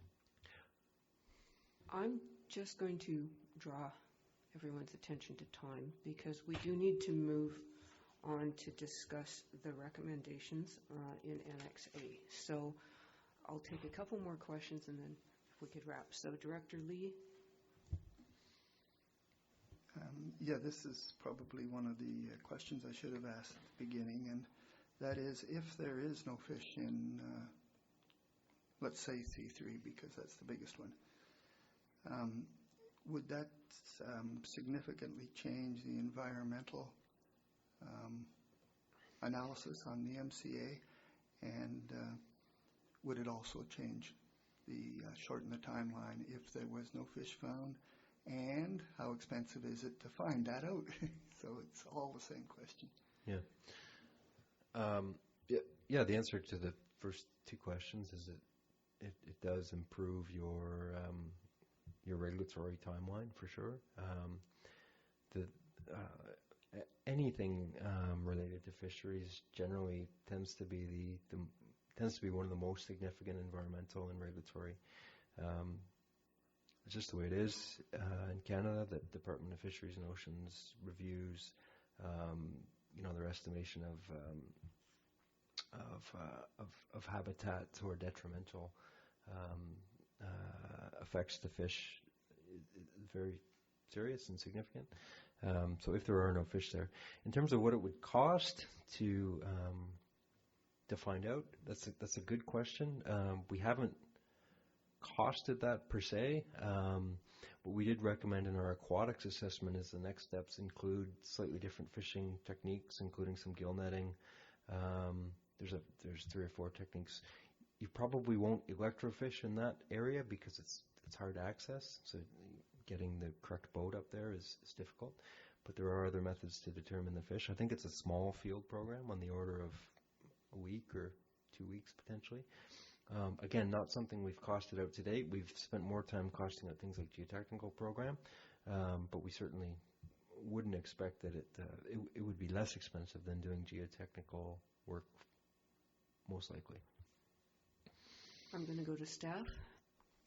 Thank you. The only thing I would like to add with respect to C3 and C4 in terms of environmental baseline work, because that's what we're talking about here. What is the current state of the ecosystem there, and subsequent regulatory requirements. It's my experience that I agree with the remarks around if the Department of Fisheries or Oceans are involved, that it can take a significant amount of time. I think it's important to note that C3 and 4 are also expected to be habitats for elk and bear, and monitoring programs for those species can be way more significant and lengthy than, for example, for fish to determine if they're present or not. Mm-hmm. Just the monitoring program itself to establish a baseline to then determine impacts and potential mitigation options. And that is a provincial, that's under the Wildlife Act, but that will be a significant regulatory process to go through as well for those 2 sites. Thank you. Okay, last questions. Director Ties?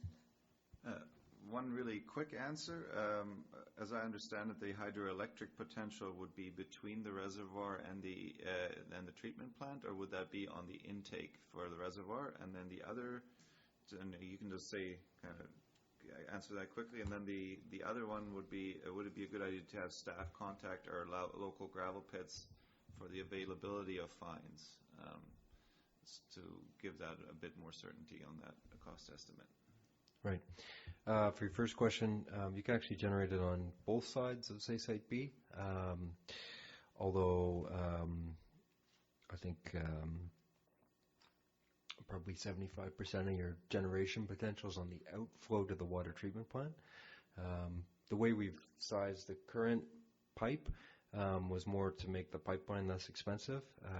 Essentially, we didn't really tie the hydro potential in as a key design criteria. So the pipeline is small as it needs to be, at sort of max velocity in the pipe. And I think we're estimating now you could generate, let's say, 1 megawatt, and 250 kilowatts would be on the river side, and on the plant side it'd be 750 kilowatts per se. What we would do if we were to maximize the potential of hydro potential is make it a larger pipe. It gives you a few benefits. It gives you the availability to fill and to use the water at higher rates, but it also would generate perhaps double the amount of electricity. Final question? Anyone? Director Lee. Oh, sorry. I do think it would be a very meaningful idea. I wouldn't oversimplify and say clearly that, if they got fines at the mine, we can just use those. We would have to look at what exactly they have, and things like particle size distribution, et cetera, to make sure that they're suitable. So I wouldn't oversimplify, but certainly that would be a meaningful bit of information and would have a significant cost savings. Yeah. My last question was more of a curiosity. You said there would be better firefighting capability with the A or B. Mm-hmm. I was trying to figure out how that would be or what it would be. Right. What we were considering there is the availability of aircraft to be able to access water in particular.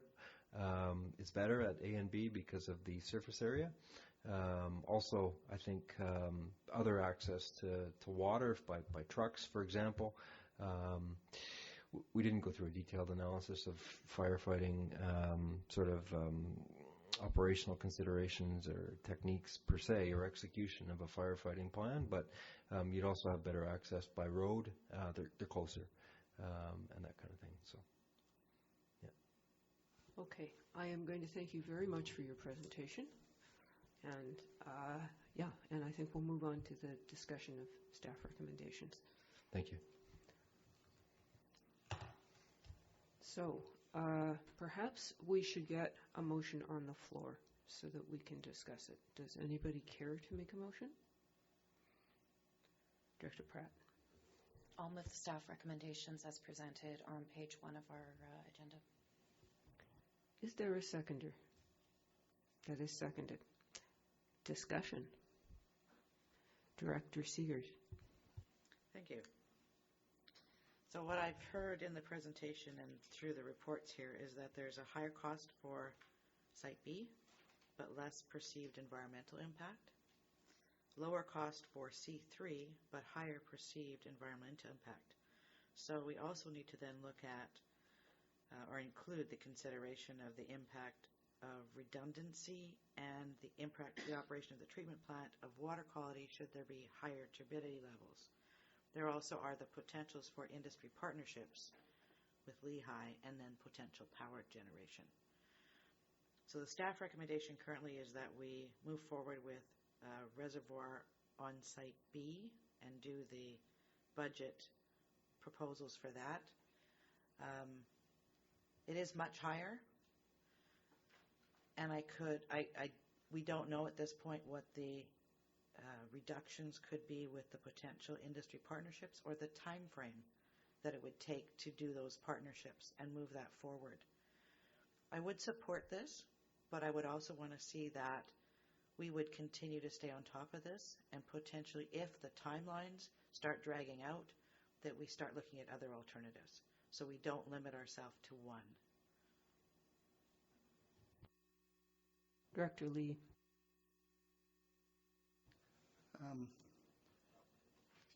I'm in favor of continuing this feasibility study, of course, to see where we should go. Very concerned about the cost. It's a very large cost. Also, understanding that we probably are going to move forward with a watershed analysis, which might change our minds at some point. However, I don't think you want to drag this out.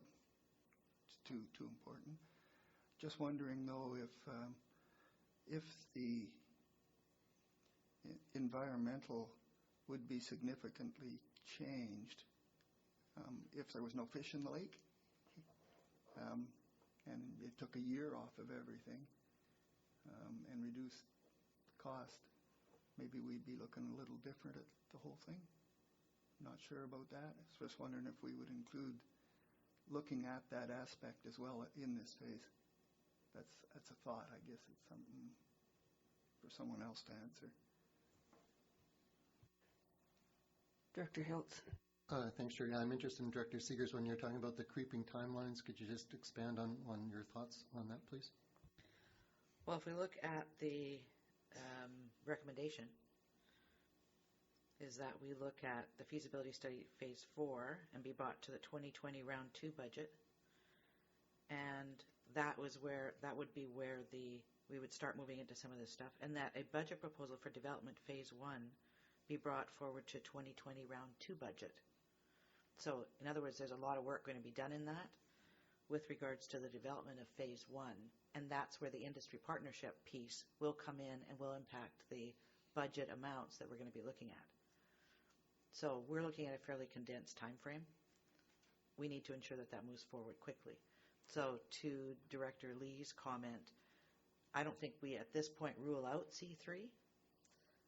I think it's still on the table, and we have to see how this moves forward, and we may need to move something else forward as well, depending on how this moves.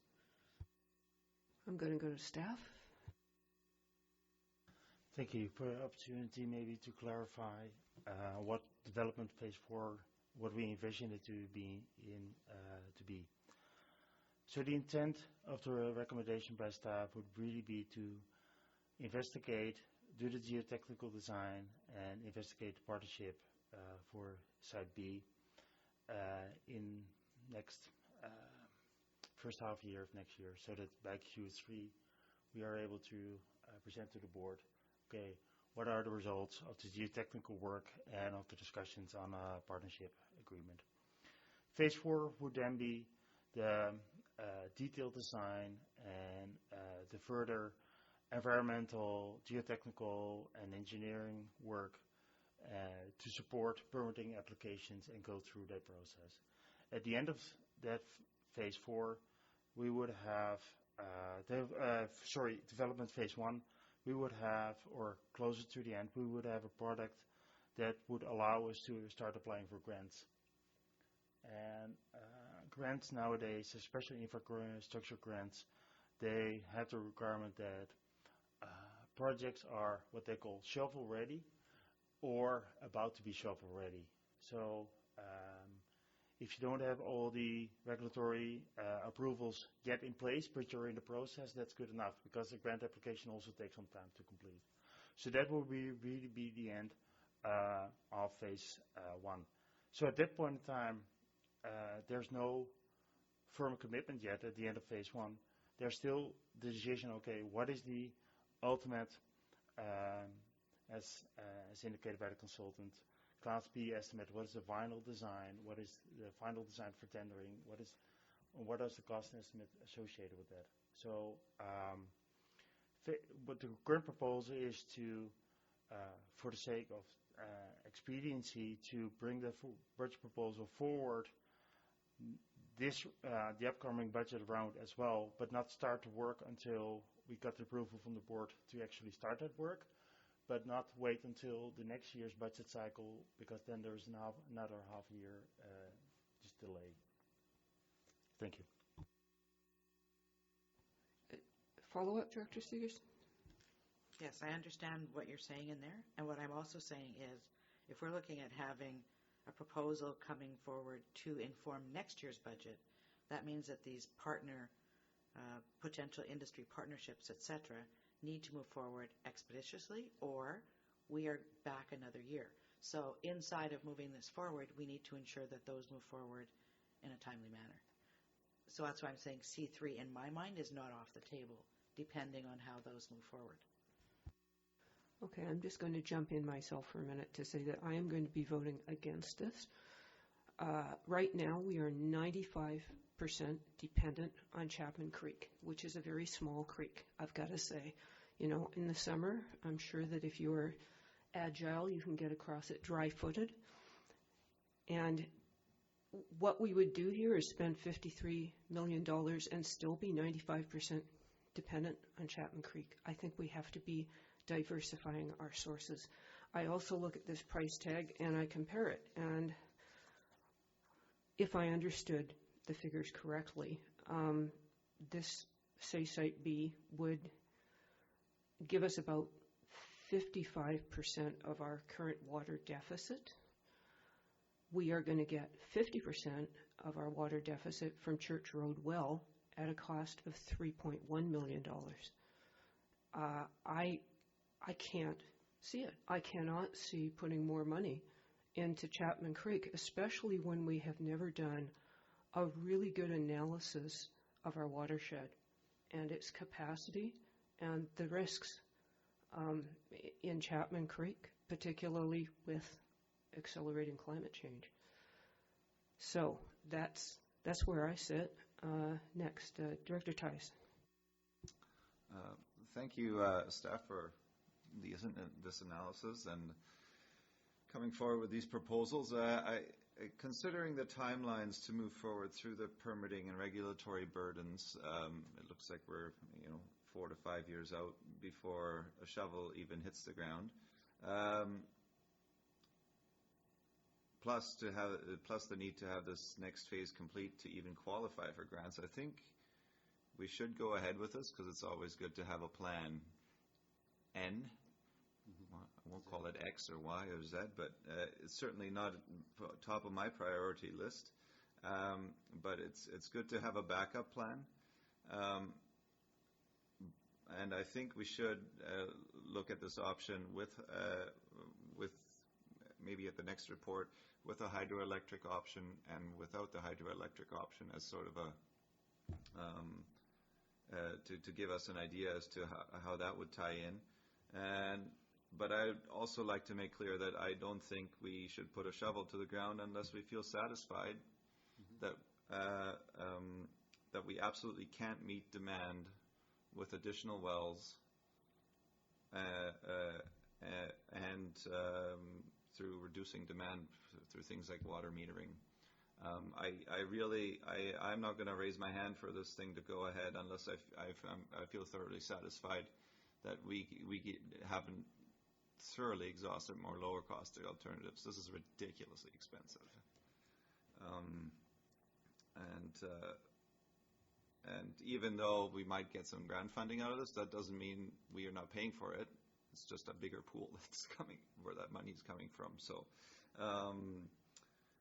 and I would also like to point out that so far we focused very little on the environmental and climate change impacts of building a structure this big. And I would also like to make sure that future reports consider these impacts.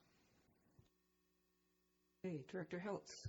I'm going to speak in favor of the recommendations. I'm not prepared to throw the baby out with the reservoir yet kind of idea. And the Comprehensive Regional Water Plan has suggested we go down this. And I think we're also demonstrating to the Ministry of Environment that we're willing to get data to make decisions, because we may need their support for other things. So I think this has been a thing in the past, is the ministry wants us to demonstrate we're looking for other options. So this could turn out to be another sunk cost, I think, but I think we got to sink some more money into it. Okay, I think it's Director Lee next. I did some quick studies and some wild ass guesses about the possibility of wells coming in and what they would do to help us. And if we get 2 wells at around 4,000 a day, we would still need around 1 million gallons of additional reservoir, or we would have to find one more well. And so rule of thumb, I'm figuring we'll probably find one more well, but it won't carry us through. We'll still need around 1 million gallons for a reservoir somewhere. So I'm speaking in favor of this for 2 reasons. So we fully understand what we're talking about when we talk about rejecting C3 or accepting C3 or building quite a big swimming pool lower down. And my sense is that if we were talking about greenhouse gases and ongoing operations, a gravity-fed lake to our plant, that lake's going to have less impact on the environment with the trees you cut down around the side than if you go strictly by square footage. And you're not going to have to pump the water if you move it uphill, so ongoing you don't have the cost of pumping, and no matter what you do, you got to make the pumps go somehow. So that's an effect on the environment. So I'm in favor of going forward strictly to gather more information. I sure am not ready to put 54 million on our residents yet. I think we need a lot more studies before we actually start digging, as Director Tai said. So, but don't throw out the baby with the bathwater. Director Seegers. Thank you. I take your point with regards to the cost of this and the reliance on one water supply or one water system. And I think this is a piece of the Chapman system, and as we look at the other reports, we are looking at other sources as well. So we aren't looking at the 53 million at this point, but we're getting the information to determine, first of all, what kinds of savings there can be through those industry partnerships that are available to us. The cost may not come in at that, and we can continue to look at other sources of water on the Sunshine Coast. The other piece that we're going to be looking at is a water governance board to look at the whole picture. So this is one piece. It's a costly piece at this point, and we're not committing to the big dollar value yet. We will have more information to be able to make those decisions coming forward. And I will point out that it is also costly in terms of staff time. So that is something that we also have to be very aware of. And, as a board, we always struggle with that because we can say, oh, go do this, go do that. But that does soak up a lot of staff time and energy. Do we have any further comments, questions, clarifications on this? Director Pratt. I'll make the comment that we need to move forward something, and because we need the diversification of source. I thank Chair McMahon for that for the comment on that Chapman Creek of intake piece, because it is something of concern that if there is any kind of landfall, even whether it's above this new diversion pipe or below it, it creates a significant blockage in our system when it serves 85% of our community. I think for our due diligence, moving this forward at this time, putting it to the next budget piece, I think it's prudent and it's something that we need to do. And C3 is not out of my mind either. Partnerships, I think there's a lot more that we will be doing in the sidelines as well. But I support moving this forward and seeing what the next phase brings us for information. And Director Toth. I think everybody else has spoken, so I might as well weigh in too. I would prefer to see C3 go forward. I mean, we're talking about a third of the pricing difference, much smaller footprint, more remote in the case of a failure, things like that. But it's been pointed out, there's a lot of operational savings that could happen by having Site B, whether we're using it for pretreatment or, gravity feeding all of our system from that point. And there's nowhere that's really quantified, I suppose. Between that and the hydroelectric generation capabilities, obviously there's a cost to implement that, but there could be some substantial savings system-wide. And then I think the biggest one is emergency preparedness. Having a giant lake right there that aircraft can dip from or what have you. I don't know if there's any way to put any sort of a dollar value to that. But I also wonder if there's any other ways to access provincial or federal money to help with that lens put on it. So I'll be in favor of moving this forward for now. Okay, I think everybody's had a kick at this. This is voting all except Gibson's and SIGD. Can I see everyone in favor? All opposed? That passes. And yes, I would like that recorded. So I am going to now take a public question period for a short time. And do we have any questions from the public or the media to clarify? So, Mr. Smith, would you like to step up to the mic?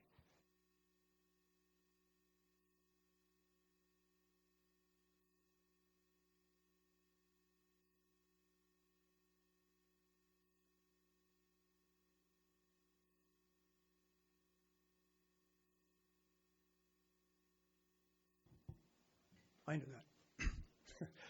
Hi, everyone. I've a couple of cautions for you while you're considering where this thing goes. The first one is due to my involvement with the Site C project in northern BC, I saw the cost of geotechnical assumptions that were made initially soar in the multi-billion dollar sort of level. I don't think you can make a decision about moving forward until you really understand what the geotechnical underpinnings are of this whole process. I was really disappointed that wasn't in this initial analysis, and I understand, well, whatever, it wasn't. But that could change dramatically every single one of these options. And as a citizen of the Sunshine Coast, I would really, really not want to see millions and millions of dollars spent on something where the cost could balloon. And believe me, they can quite easily. If you look at the history of dams, this is just the way it goes. Initial costs can go up 50%, 100%, whatever. So please bear that in mind, because it could be the key. The other thing is to echo and add to the Chairman McMahon's point about Chapman and redundancy. Years ago, the Ministry of Forests decided they did an analysis and found out that there were approximately 300 slides caused by logging and roading associated with logging, as well as natural slides in the Chapman. It's not what you'd call a slope-stable watershed, and it's only one watershed. And if you start looking at the dramatically increased costs that we're talking about now from what we thought was the case years ago,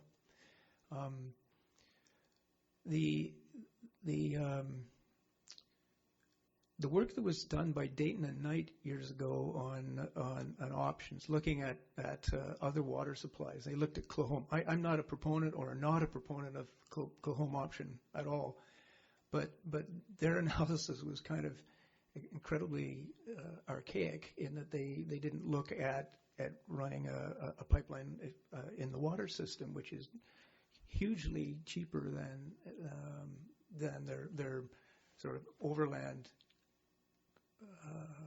projected paths.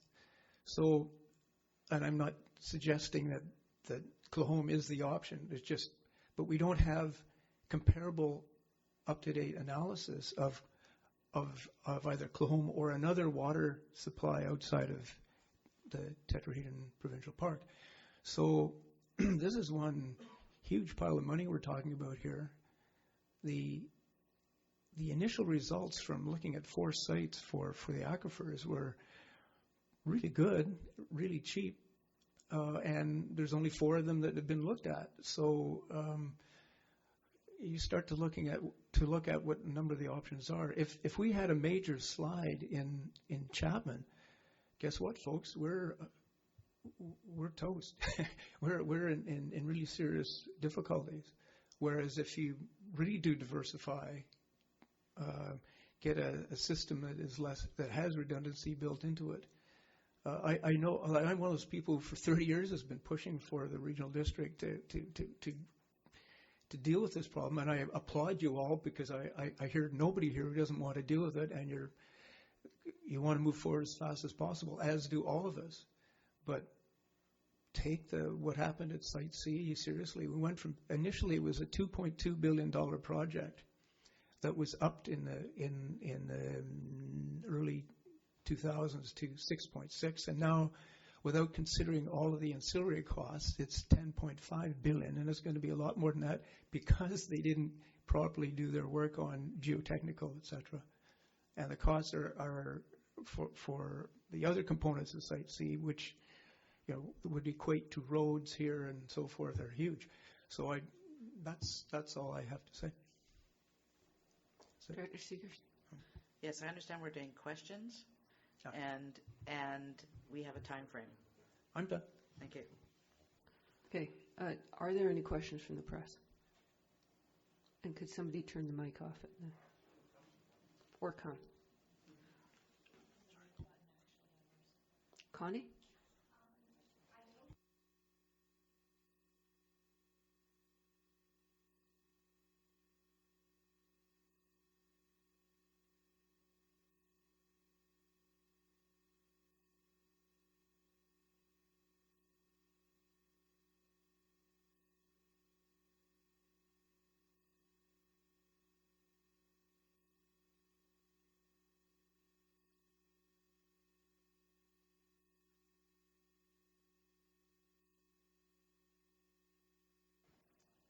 Staff, do you?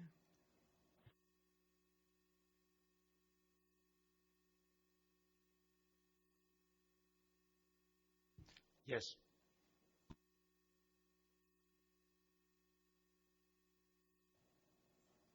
Sophie, anything?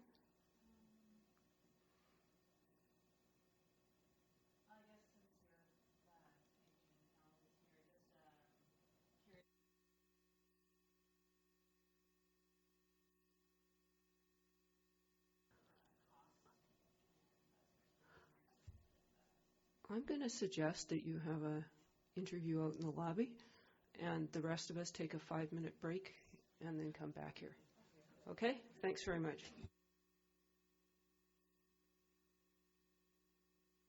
Is groundwater investigation project update. Over to Infrastructure Manager. Thank you very much, Chair McMahon. The purpose of this report is to provide an update on the 4 well sites identified in Phase 2 of this project, the Groundwater Investigation Project. Those 4 sites were Church Road, Mahan Road, Dusty Road, and Grey Creek. The result of the development of the well field at Church Road will be presented at the next Planning and Community Development meeting on December 12, 2019. Staff have had further discussions about the potential for developing a production well on private land in the Grey Creek area and can confirm that there is indeed such opportunity. Staff therefore recommend to advance the feasibility study on this location with a test drilling program to be conducted in 2021. For different reasons, staff recommend to no longer pursue the development of a production well at the Mahan Road site as well as the Dusty Road site. Staff are available to answer any questions the committee might have. Thank you. Okay, directors, do we have questions? Director Seegers. I have a question. I'll move the recommendations. Okay, we have a second. Do we have any further? Director Hiltz. Thanks. Thanks for the report. And the Mahan Road, the idea of having it as a monitoring well site, is that something that's within staff's realm, or does the board need to weigh in on that? Staff, please.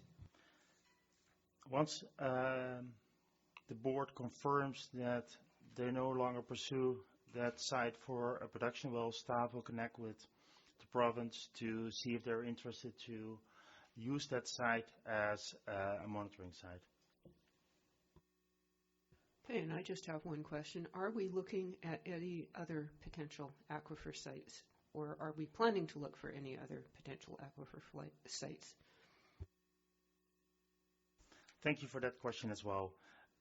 Currently, staff are not looking for other sites. We do have our eyes and ears open for any information around where potential sites could be for further test drilling.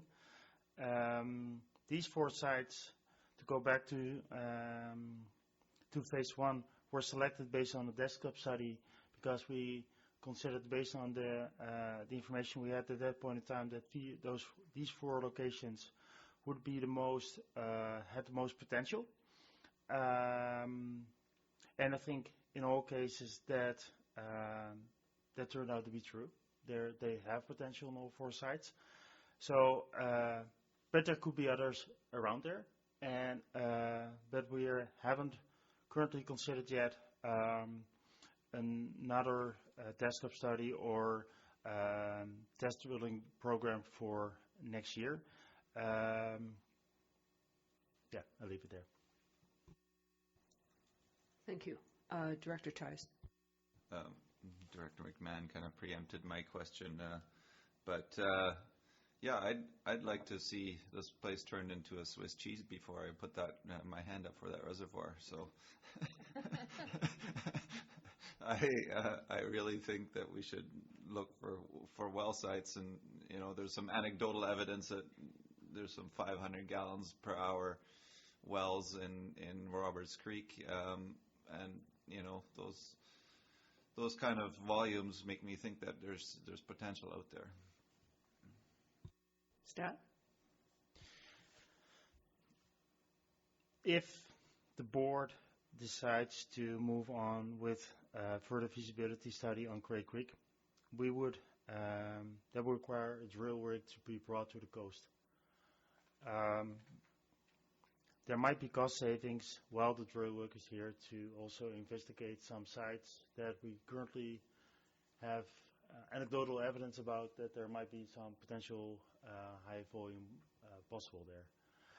What we can do, I'm now looking at my staff and I think they're not, they're looking at me like, what are you doing? But I think we can, between now and round 2 budget, we can see what we can do in terms of identifying those sites, where there might be potential, and what it would cost to extend the drill program, a test drilling program, to drill some other sites next year as well, just to confirm if there's feasibility or not. Thank you. Director Seegers? Thank you. So if we're looking at additional wells, I know when we did the first study, were we not looking at wells that could potentially feed into our current treatment system? And would we still be limited to that now, or would we be looking outside of that? Staff, please. At phase 4, we were looking at wells that were in proximity to our distribution network. Usually wells, when the water quality is good enough, chlorination is usually the only thing necessary. So we would still be looking at wells that are in some shape or form close proximity to a distribution network to reduce the cost. But I think we can look at it from a little bit broader perspective, because we see that even for a church road well, there can still be significant upgrades required to properly connect to the distribution system, and it's not connecting to the most closest water main, because that closest water main might not have the capacity to handle the flows that the pump can run at. Thank you. And I'm just going to make a suggestion to staff that when you are planning your drilling program, that you contact the Farmers Institute, because there are some farms that want to look at drilling wells, and it's very expensive if you're just bringing in the rig for one well. But sometimes there's a significant cost savings to sharing these things. So, do we have any, Director Lee?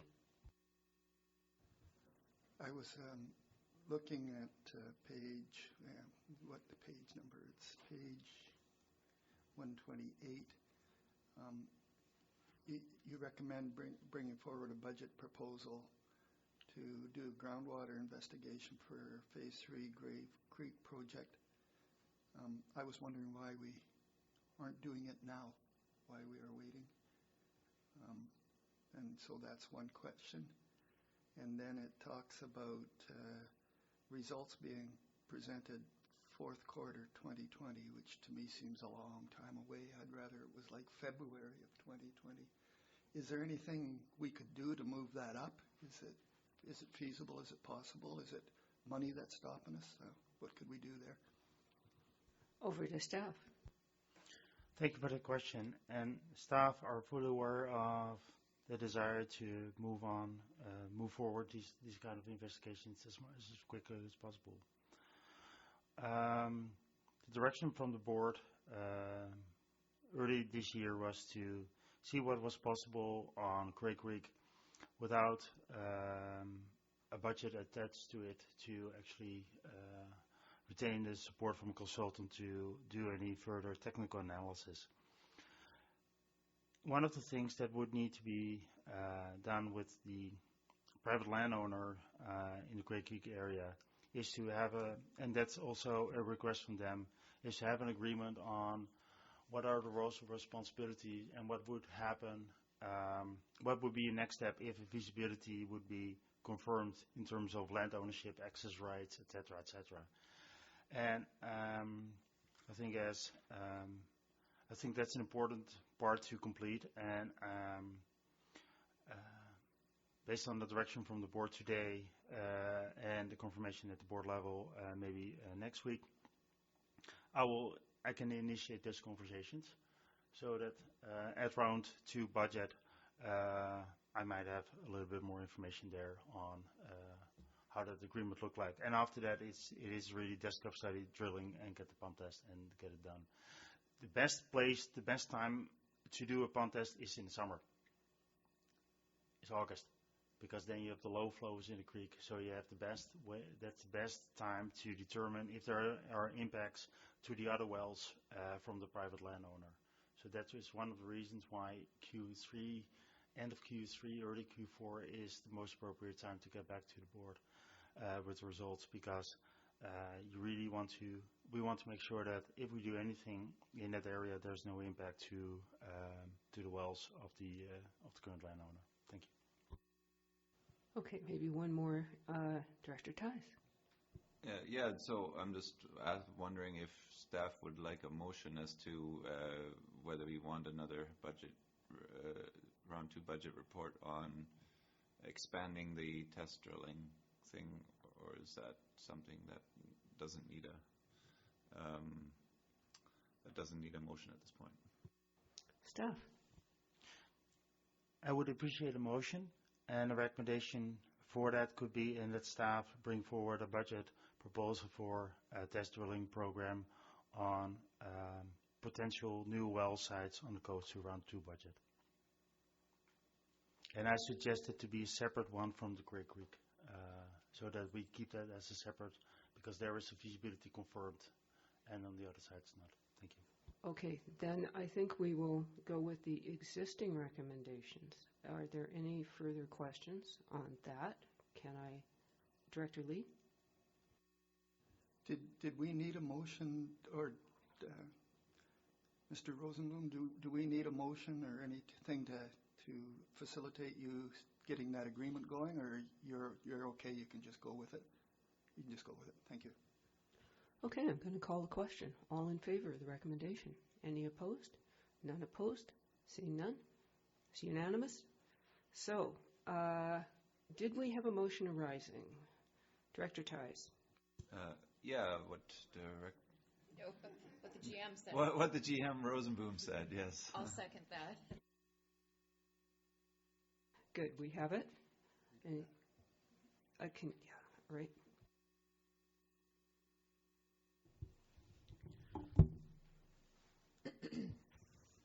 That staff bring forward a budget proposal at the round 2 2020 budget meetings for the feasibility of potential additional production well sites on the Sunshine Coast.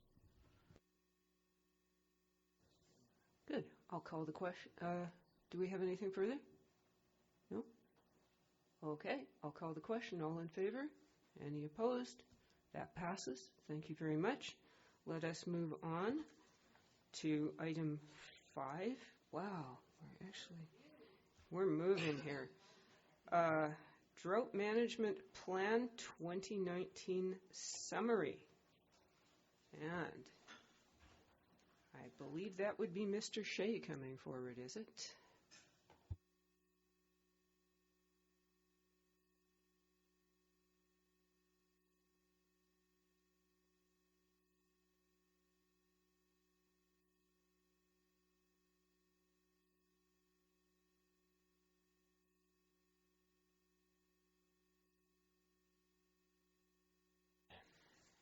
Thank you, Chair McMahon.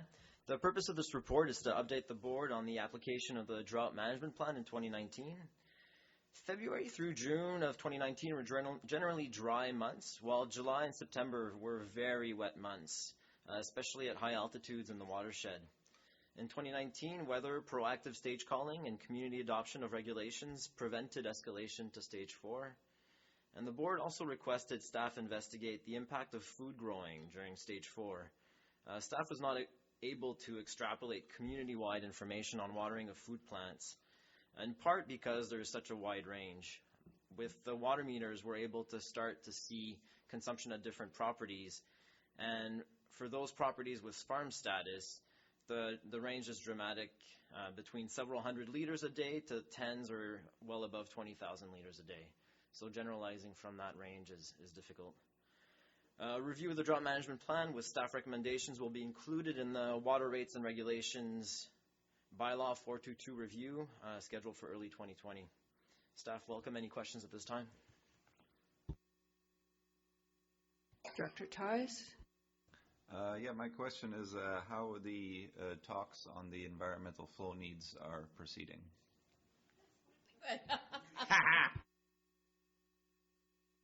Over to staff. Thank you for the question. I expected it. There will be a budget proposal coming forward in round 1 budget on this topic to retain a consultant to really advance those discussions and to make sure that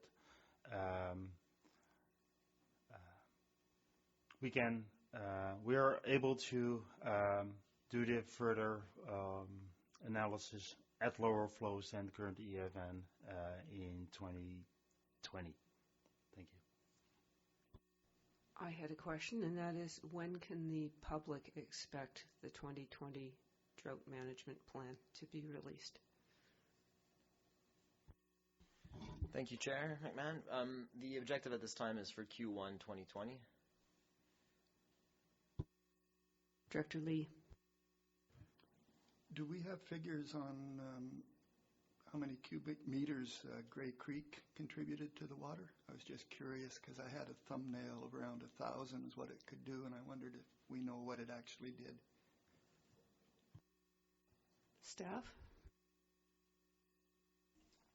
Thank you for the question. We don't have those numbers currently at hand, but we can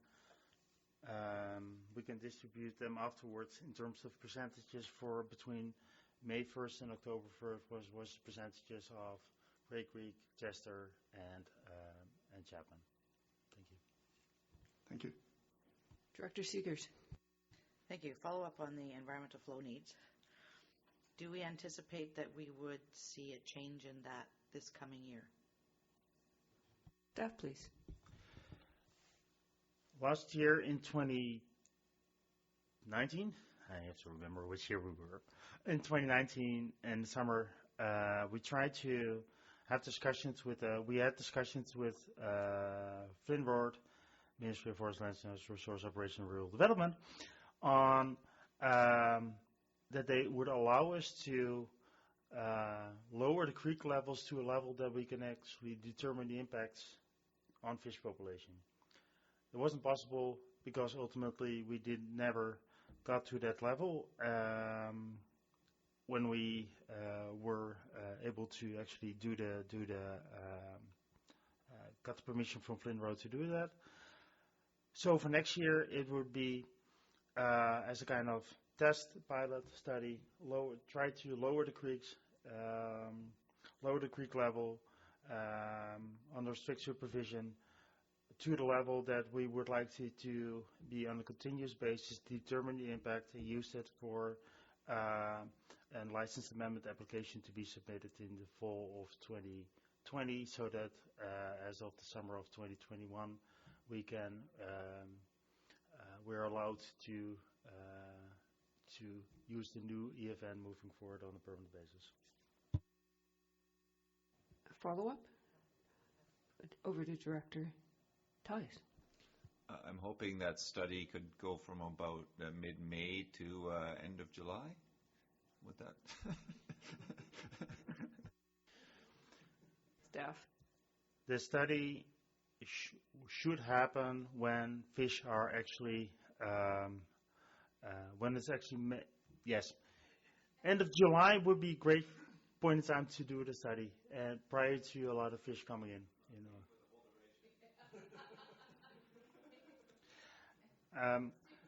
I can propose a budget proposal to that, but I'm not sure if about the cost associated with that. I think it will be short time frame. Thank you. I'm just going to make the suggestion that the reports that are Annex C, D, and E could be sent to the Agriculture Advisory Committee for their information because they're all relevant to farmers.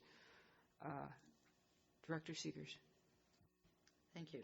This is reference to the table on page 131.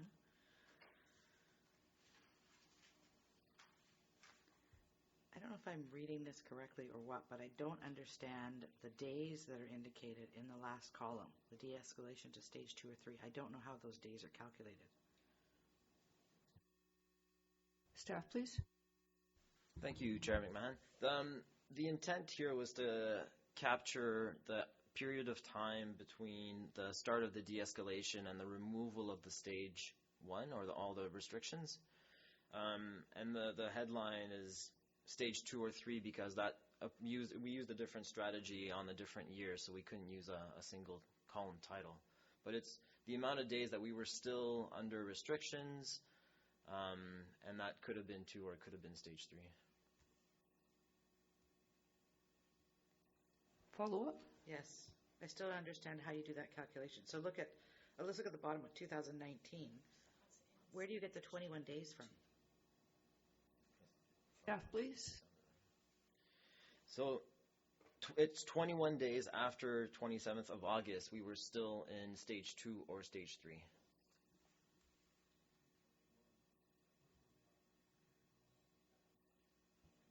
Okay. So in other words, what you're saying is you could take whatever, September, whatever, and say this is when we went back to stage 1. That's correct. Okay. Thank you. Okay, we have received this report. Is there anything further? I don't see anything further, so let us move swiftly on to item 6, which is the Water Conservation Public Participation Summary. A handsome document with lots of charts, even prettier in color, tables, very informative. Do we have any questions? Director Seegers. Just a comment. I didn't get to any of these, the public sessions. I had other commitments and I was away. But it's really nice to see that we had input online, right? Because I know that we didn't know how this was going to turn out because we had very few people come to the actual, engagement sessions. So it was nice to see that. Thank you.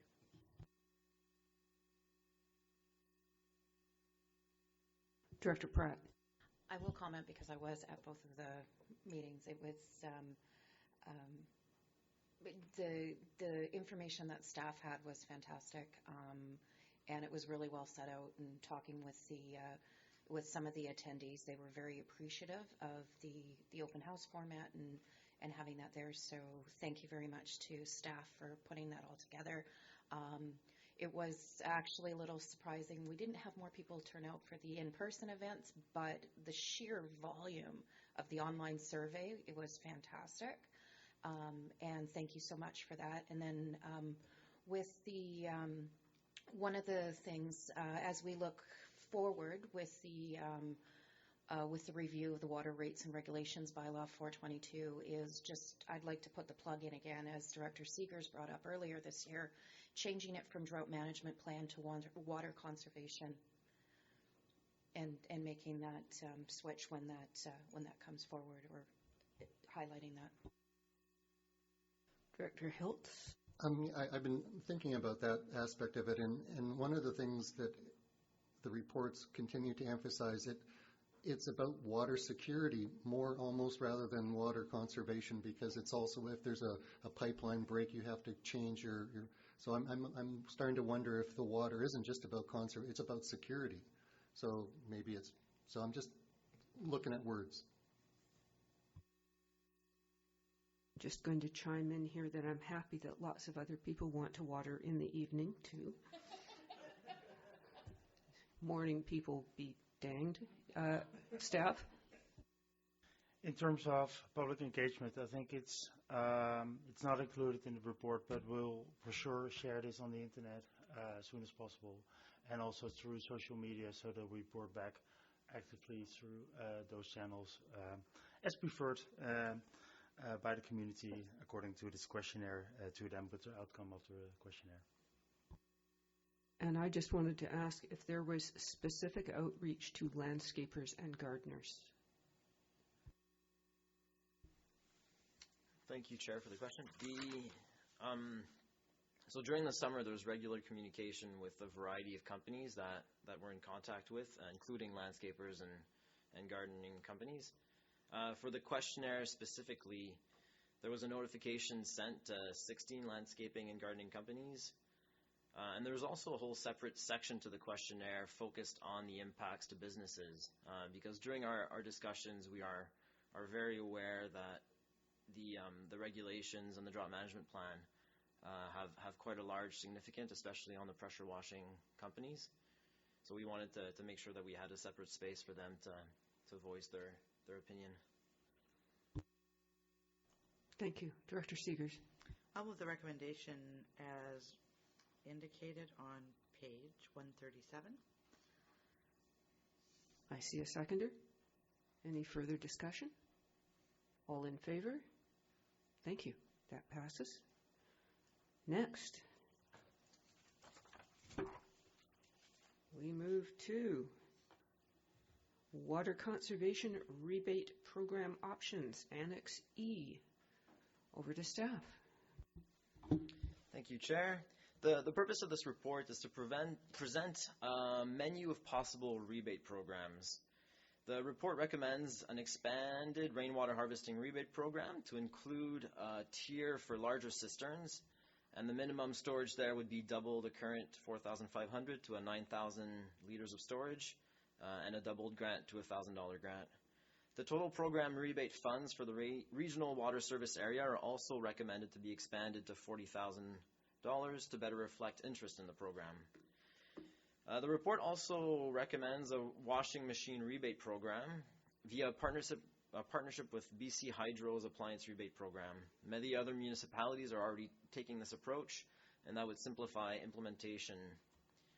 Finally, it's recommended that more outreach, education, and research be conducted on more efficient irrigation technologies, xeriscaping, low-impact development landscaping, gray water, composting toilets, as these are avenues for possible water savings that we can explore further. Staff welcome any questions at this time. Director Tice. I'd like to thank staff for being proactive and going through this. I'm very much in favor of all of those things, and I'd like to move the recommendations as presented. Do we have a seconder? Further discussion. Director Toth. Thank you. I just wanted to add in my own experiences. I installed my own water meter to monitor my consumption for my family back in April, and by leaps and bounds above all other household consumption was clothes washing. And so it's good to see that there's some considerations being given here for participation in the appliance rebate program. I know that my clothes washer is next to be replaced because of that water consumption. So. Okay, I just have a personal comment that although the washing machines may use less water, they are not necessarily well built. So it would be nice to keep an eye out for machines that are durable and that will last, because it is a big problem these days. These machines are built with plastic parts and they fall apart in a relatively short period of time. So it's a consideration. That also has an environmental cost. Director Hiltz. Thanks, Chair. Yeah, it was on page 160, the mention about ponds. Farmers are particularly interested in building ponds, and it says that it's available in the cistern program. I'm not quite clear on that. Ponds are eligible in the current framework, and I'm wondering how are the rebates eligible for ponds? Am I reading that correctly? Staff? Thank you, Chair. The current rebate program framework has a very limited list of requirements and then a long list of suggested best practices. We wanted to offer community members flexibility in how they achieved the storage volume that we set as a minimum standard, and therefore offered flexibility in how that storage volume was created, be it with concrete or cement or wood or plastic cisterns, as is more conventional. So if a farmer wanted to build a pond, they could apply under the cistern grant to get funding for that? Is the application seems to refer to cisterns, like rainwater cisterns, but so I'm just trying to establish some clarity, like for the people who want to build ponds, they're eligible for this grant. That's a for sure. Staff? That's correct. People with an SCRD residential account would be eligible for ponds. So in the past, has anyone done that? Has anyone applied for the funding for a pond?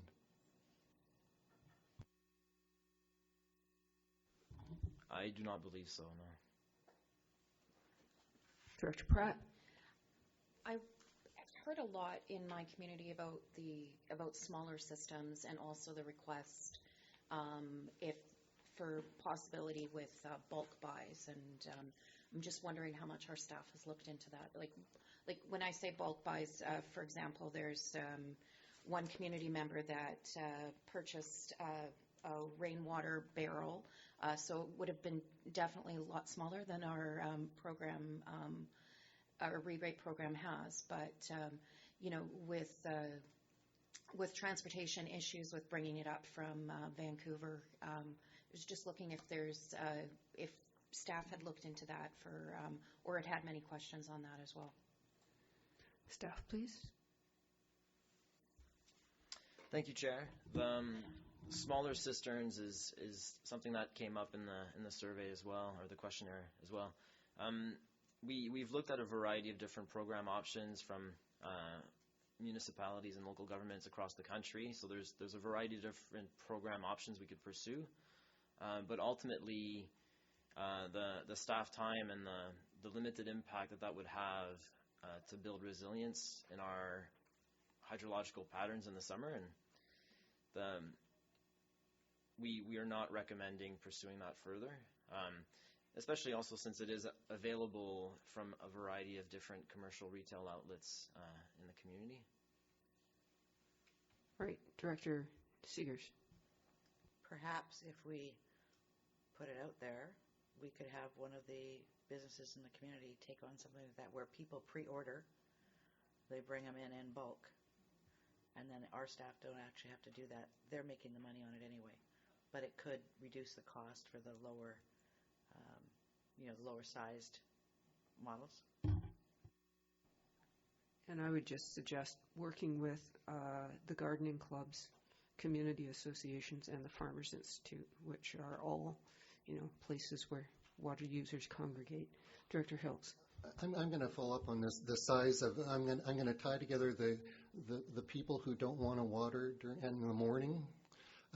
So these cisterns, you can essentially, is it within the regulations framework? You fill up your tank in the morning, then you can go out and dip it and hand water in the afternoon. So it's a way to kind of capture your allotted amountment in the morning, but you can hand water it in the afternoon or in the evening. This is, any garbage can will do that. You fill it up and then you dip it out.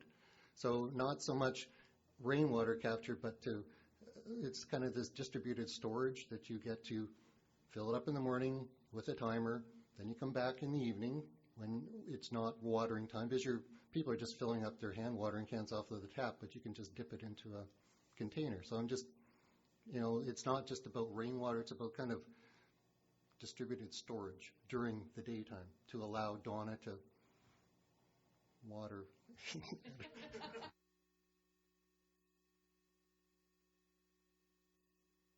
I don't know if we need anything further on that topic. Director Lee. It talks about rebates for washing machines, and then it talks about regional program to 40,000. Would the regional program include North and South Pender residents? Staff, please. At round one, you will see a budget proposal coming forward that also includes North and South Pender. Yes, thank you. And I just wanted to know if we require low flush toilets in new development, or can we? Staff, please. Thank you, Chair. The building code, it's part of our bylaw prior to the building code adopting it, and now the building code requires it. All right. I'm going to call a question here. We have a motion on the table. All in favor? Any opposed? Thank you. That passes. We move on to item 8, which is Strategic Plan Initiatives Infrastructure Department. Over to staff. Thank you, Chair McMahon. The Board's 2019-2023 strategic plan has several strategies and tactics related to the Infrastructure Department. The purpose of this report is to provide details on the proposed implementation schedule of those strategic initiatives and the associated resource implications. A significant amount of the strategic initiatives are associated with preparing the SRD for our future, including new water supplies plans for all our water systems, increased focus on water conservation and leak resolution, development of climate change risk adaptation strategies, improved management of our assets, improved protection of our watersheds, and the development of alternative solid waste disposal solutions when our landfill is full. The intent is to do all of this in a more intensive and collaborative way with our local governments, First Nations, and primarily also the community at large. We want to do so by engaging more with the community when we develop and implement these initiatives.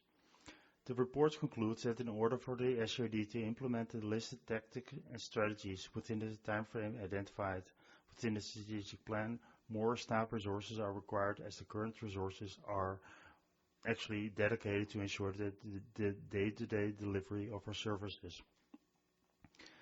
To fill this resource gap, the SRD could retain the services of contractors to implement the majority of this work. But the experience has been that that would not result in long-term benefits for the community and the SRD as an organization. Relying primarily on contractors, generally more expensive, still requires significant SRD resources to manage, does in most cases not provide for local job opportunities, and does not allow for the continuity in the relationship between staff and the community, and knowledge transfer that would occur if SRD staff would do the same work. Today's report is proposed to be received for information only, as budget proposals associated with the implementation of these strategic initiatives, including staff resources, will be brought forward as part of the 2020 budget process. Staff are available to answer any questions the committee might have. Okay, Director Pratt.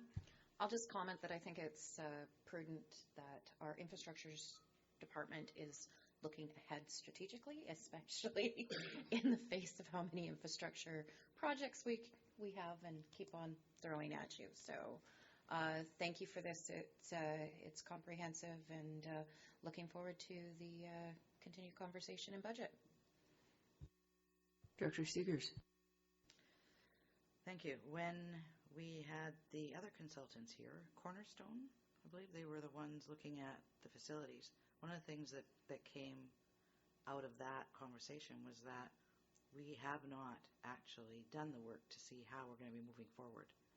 We've been reacting, dealing with emergencies, dealing with the day-to-day, and that is always more costly. If we can put the money in to actually do the future planning, I think we'll all win out in the end. So thank you for bringing this forward. And I guess we'll see some more at budget. And I would like to comment that I'd be interested to see any analysis of what we spend on contractors and consultants presently. And yes, over the past few years, because yes, it is expensive. Yes, they're almost always from off coast. And we might be much better advised to build the expertise internally so that we are not constantly having to hire consultants. Director Seegers. And further to that, hiring consultants does not mean necessarily less draw on our own staff, because they have the local expertise and need to provide the background and the oversight for the consultant. So while they aren't actually doing the work, there's still a lot of draw on their time. Staff? As part of this discussion, I would like to mention that I see a value of consultants being involved when there is technical expertise required that we don't have.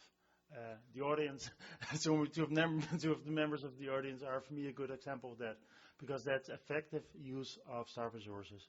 What my experience is that planning forward and community engagement is often not the most effective use of a contractor's time. Director Seegers. Thank you. I never said, don't take what I said.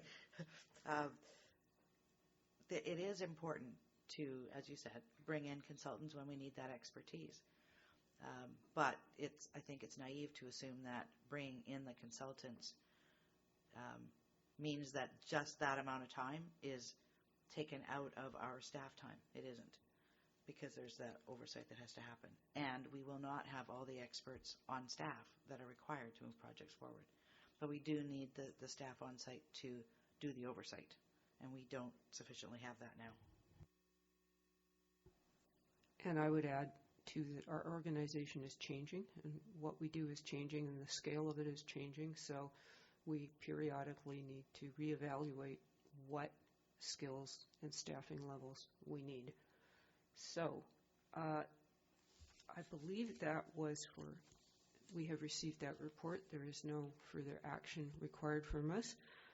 I'm going to move on to item 9, and then we are going to break for lunch. So, item 9 is Pender Harbor Transfer Station Operations Contract Term Extension. Over to staff.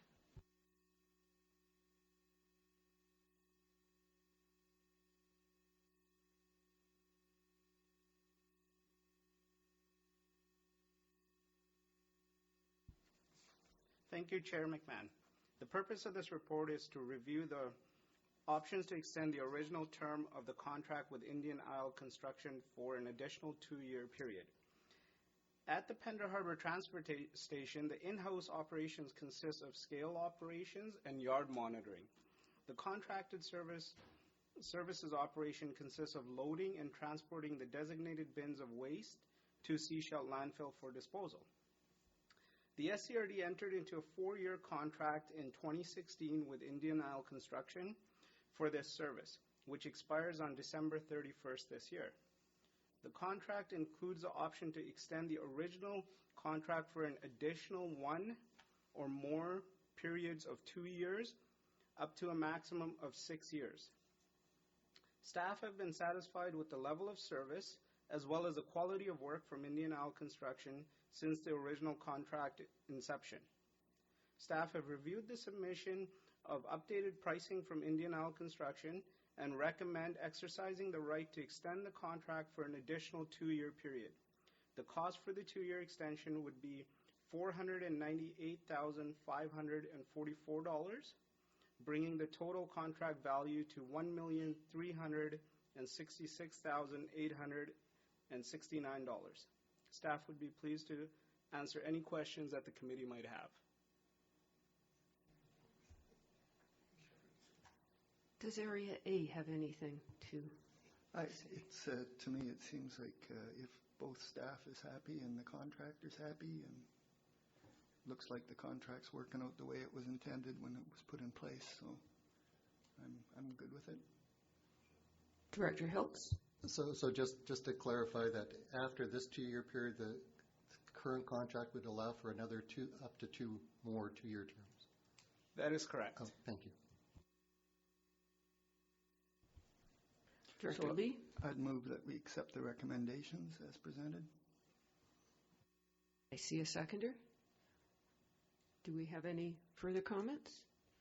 All in favor? Good. That passes unanimously. Thank you. At this point, we are going to break for lunch, and we will resume at 1 o'clock to enjoy short-term rentals.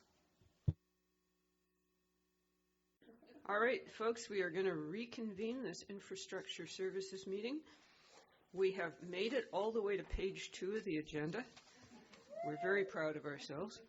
So we are now up to item 10, zoning amendment bylaws for short-term rental accommodation regulations, consideration of third reading. Over to staff. Thank you, Chair. So the public engagement process for developing the zoning bylaw amendments related to short-term rental accommodations began in 2017. Bylaws on proposed regulations for B&Bs and short-term rental accommodation were prepared by staff and introduced to the board for consideration of first reading in October 2018. A series of public information meetings were held in February 2019. The public participation process also included a second online survey. The board gave second reading of the bylaws in May 2019, and a public hearing was held in June 2019. The report in front of you today includes the public hearing report and the amended bylaws for consideration of third reading. As a reminder of bylaw amendment process, the committee has the following options today in terms of recommendations to the board. First, give third reading to the proposed bylaws. Second, abandon the proposed bylaws. Third, direct staff to bring forward amendments to the proposed bylaws. If this option is selected, staff would also consider as part of reporting back whether the requested amendments will require conducting a new public hearing. Staff would like to offer a helpful reminder to the committee that directors may not receive any new information after the public hearing and before adoption of the bylaw. And staff also noted a typo error on page 180 of the package. The term short-term commercial accommodation should be corrected to short-term rental accommodation. Thank you. Okay, folks, we have a big meaty topic here. And who is wanting to start the ball rolling? Don't all jump in at once. Director Ties. All right, might as well get going. Buckle up, everybody. So I've had a long and hard think about all this, and listening to the feedback from our community, I think that we need to have a change in direction. I'm intending to propose an abandonment of the TUP process and to not permit off-site operators at all, and to instead require that a primary resident must be present at all times. And here are my reasons. One, we are in a housing crisis. Allowing off-site operators does nothing to help the situation. In fact, it exacerbates it. I have heard many complaints about short-term rentals being part of the cause of this housing crisis. The proposed bylaw does nothing to change the status quo. Oh, no, my text disappeared. Secondly, those people wishing to rent out their entire house on short-term rentals will likely have more than 2 bedrooms, which is the proposed maximum limit. Why not require a caretaker to live long-term in the extra bedroom? This is the approach Tofino has, and it provides affordable housing to those people we are desperately in need of. Thirdly, if you want to argue the tourism benefit of renting out houses, our problem in summertime is not to increase the number of visitors, but to have the staff to serve the ones that come. Local tourism businesses have no problem paying bills in summer, but to keep the doors open in winter because of staff shortages and lack of year-round clientele. When you look at the economic benefits of tourism to the coast, due to the lack of a mature tourism industry, the local benefits are limited. The rental income goes to people who often live off coast, and apart from the restaurants and maybe the Gravity Park, there are no paying attractions here. The visitors use our parks and facilities and contribute very little to the local economy. The handful of caretakers of off-site properties don't warrant the extra resources we have to throw at issuing TUP permits, and they're all paid by us, the taxpayers. Fourth, owning a second home has been and should continue to be a luxury. Even ignoring the egregious use of resources and energy they represent, our planet has limited real estate, and I don't think we need to encourage second home ownership by allowing people to use it as an investment. Those saying they've had this vacation home for generations were able to pay for it before short-term rentals. If they can't pay the property tax, put in a caretaker suite for long-term renters, then short-term rent it, or sell it to people who want to live here. Fifth, we are creating the TUP to prevent adverse impacts to the community, but does off-site short-term rentals actually add to the immediate community in any way? I would say no. What creates community is people living in it, creating relationships, being good neighbors. So get a primary resident or sell the property so that neighbors can live there. Sixth, if there is a tourism accommodation shortage on the coast, let's not sacrifice community to create it. Supply will match demand if it's there.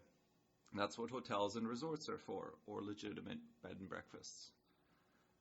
7. Staff has mentioned that one of the primary considerations is that short-term rental use remains an auxiliary use, that the TUP permit is 100% in contravention of that stipulation. 8. By not allowing TUPs, hard-to-enforce limits like 2 bedrooms and 2 people per bedroom limits can be eliminated or modified, so that larger families and groups can be accommodated, and due to the requirement of an on-site operator, party houses would be eliminated. And then 9th, TUPs are valid for 3 years with an opportunity to renew once. This means that we're only pushing the problem down the line, or that owners have to reapply every 6 years. It's a huge burden on staff. The TUP process is complicated and onerous for both applicants and staff. My proposed idea is clear, uncomplicated, and low cost. It creates affordable housing, community, and removes problem properties. It means somebody accountable is there to deal with the complaints and to ensure that rules are followed. We don't need off-site operations in our community, just like Tofino doesn't need them. Now, as an add-on, I am aware that this approach will likely take away the livelihood of a group of people on the coast, and that is not an easy thing to do. Short-term rentals, especially those without an on-site operator, are currently not permitted either.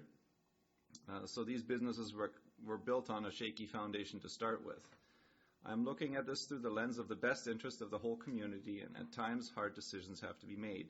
I argue that the TUP process with a 2-bedroom limit would also severely curtail the business of those managing short-term rentals, and so I think it would be clearer and more effective to just close the door on the option altogether. Well, I'm not going to start with a motion yet, but I'm going to listen to the rest of the board about these comments at this point. Okay, Director Hiltz. Thanks, Chair. Question on the report on page 174. It's about the primary use versus auxiliary use. And in both cases of a B&B and an STR, the intention, the primary use must still be there. I recall in the NIMO there was a court case where STRs are not considered a residential use. So I'm wondering how does a person know what their primary use is in the zone that they're in? If they're in a residential zone, the zoning bylaw doesn't actually say your primary use, it just says permitted uses. So how do they know what is their primary use? Over to staff. Thank you, Chair. So although the principal use is not explicitly defined in the zoning bylaws, but it can be understood from the definition of auxiliary use, which is defined as a use ancillary or subordinate to the principal use. Where a use is not specifically defined as either a principal use or an auxiliary use, it is generally understood that in a residential zone, the principal use are residential in nature. And in a commercial zone, the principal use are commercial in nature, and so forth. So in zoning bylaw 310, B&B use is clearly defined as an auxiliary use. In zoning bylaw 337, although B&B is not explicitly defined as an auxiliary use, the maximum number of bedroom and occupant limits the scope of the use to an auxiliary in nature. Also, OCP policies speak to auxiliary nature of the B&B use. For example, B&B are supported as auxiliary to a rural or residential use without changing the character of the neighborhood. Bed and breakfast facilities will continue to offer opportunities for tourist accommodation on a small scale basis. To provide home employment opportunities such as B&B that is compatible in scale and character with the residential area. Thank you. So a follow-up. So an auxiliary use is there to enhance the primary use. That's my understanding. So if you have a property in a residential use, the primary use is for residential dwelling. That's a family living there, cooking and cleaning. And a B&B or a short-term rental would supposed to enhance that primary use. It's not supposed to. An auxiliary is not supposed to be a standalone business within the primary use in the zone in which it occurs. Is that kind of, would that be a reasonable thing? Is that a correct understanding? Over to staff.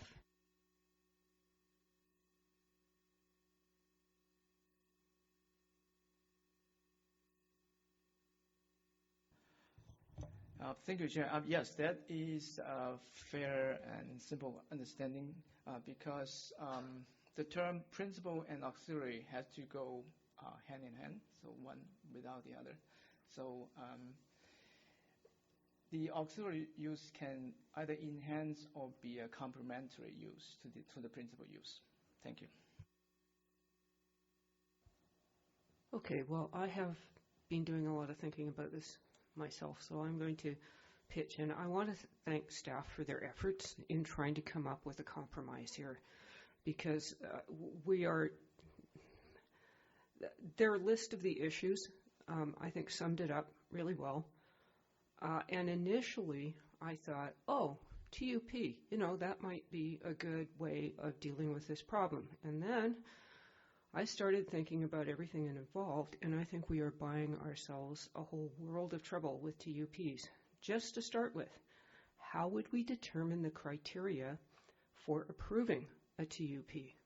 Like, one of the complaints that I've heard from the public is that in some neighborhoods there are a bunch of these short-term rental places next door to each other. So would we have to set up a proximity thing that you could only have one per block? But then how would you decide who gets the TUP? Would it be the first one to get their application in? This is wow. I don't even want to start thinking about this. The staff report clearly states that going this route will require the development of a whole bunch of policies and procedures. Those will all take staff time.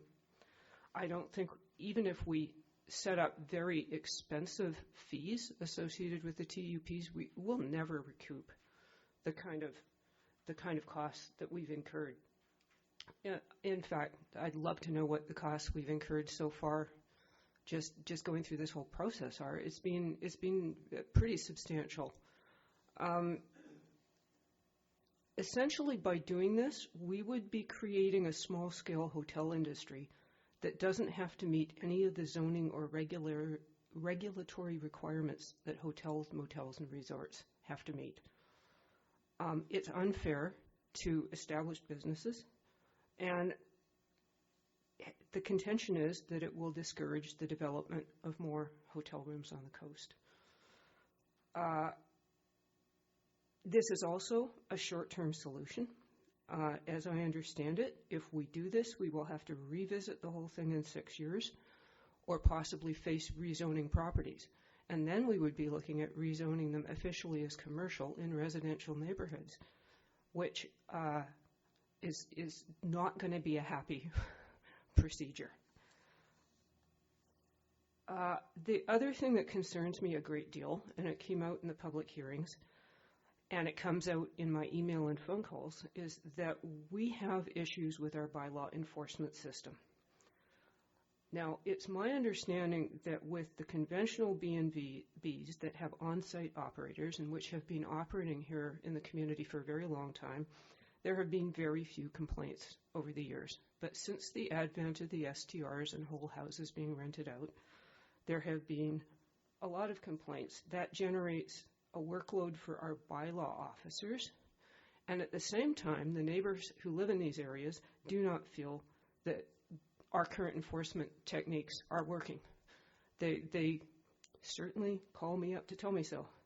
So it's not clear to me that we could ever successfully enforce these new rules, especially if we are trying to get non-resident property owners to comply with our bylaws.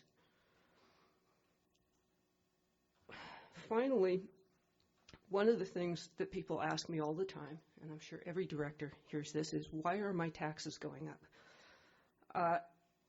And there are a lot of reasons for that, but one of the reasons is that the regional government keeps taking on new activities and services. And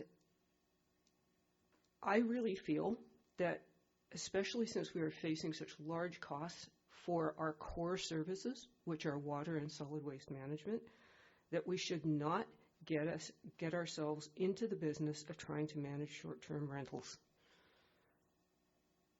And finally, I think that simply having, a straightforward rule is a lot simpler for people to understand. There may be other approaches down the road.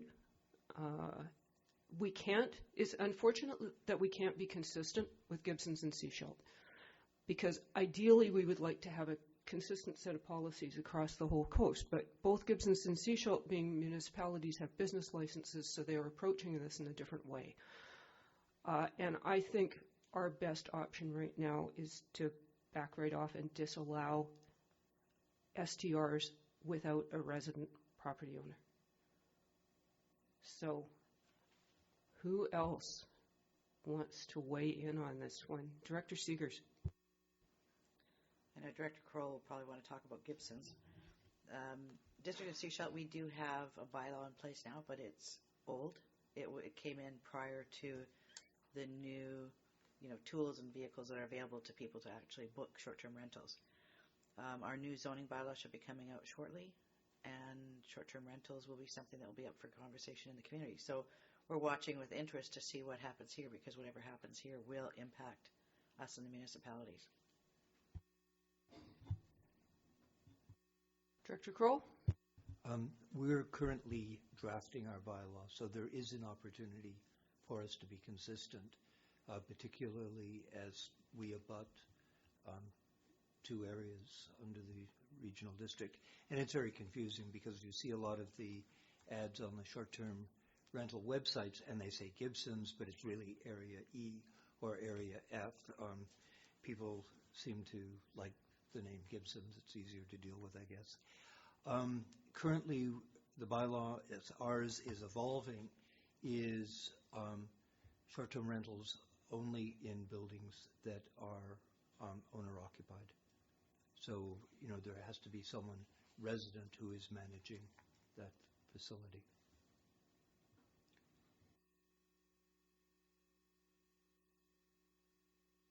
Director Pratt. I guess I'm next. I've thought about this a lot, and I'm still thinking, and I'm still not sure where I'm going to land on it.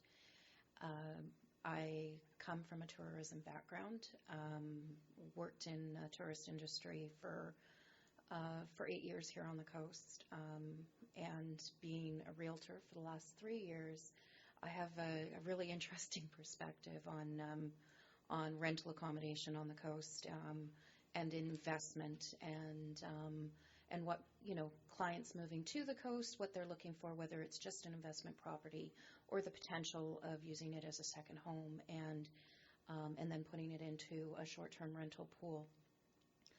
There's in looking at C. Shelton Gibson's as part of my thinking and my wondering on how we're going to move this forward, and looking and going, okay, great, Seashelt's waiting, and Gibson's is in the process. So what I did like about the Gibson's, one of the things Gibson's is looking at is having a deposit for enforcement, so that you actually have to put a deposit in for enforcement, because the costs and the bylaw costs and enforcement costs are, that's a huge draw on our resources and on the taxpayer resources. As I was looking, doing some more additional research, I happened on the Airbnb website, and knowing full well that Airbnb is not the only online vacation rental tool. There's other ones such as VRBO, even Booking.com. You can put your private home on for rental. And we have 300 plus on the coast just on Airbnb. And we have about 80 just along Red Roofs and in the Half Moon Bay area. And I've heard a lot from my community on prior to being elected and prior to the bylaw, the public hearing we had about problem B&B areas, and I'm inclined to agree that the temporary use permit is not the way to go. It's something that is only going to the 3 years, and then plus an additional 3 years. That's and then what? After all of that significant investment that our staff and our community has put into a process, it's tough, because I know, like I said, from my professional career, the need for rental accommodation during certain times of the year, and then also from an investment side, we have a history here on the coast. A number of people have, purchased up here with the idea that eventually they're going to retire up here, but so they purchase because they find the place of their dreams or the price is right, and then it sits empty. So rather than sitting it empty, they rent it out. So that's how they help pay for their costs.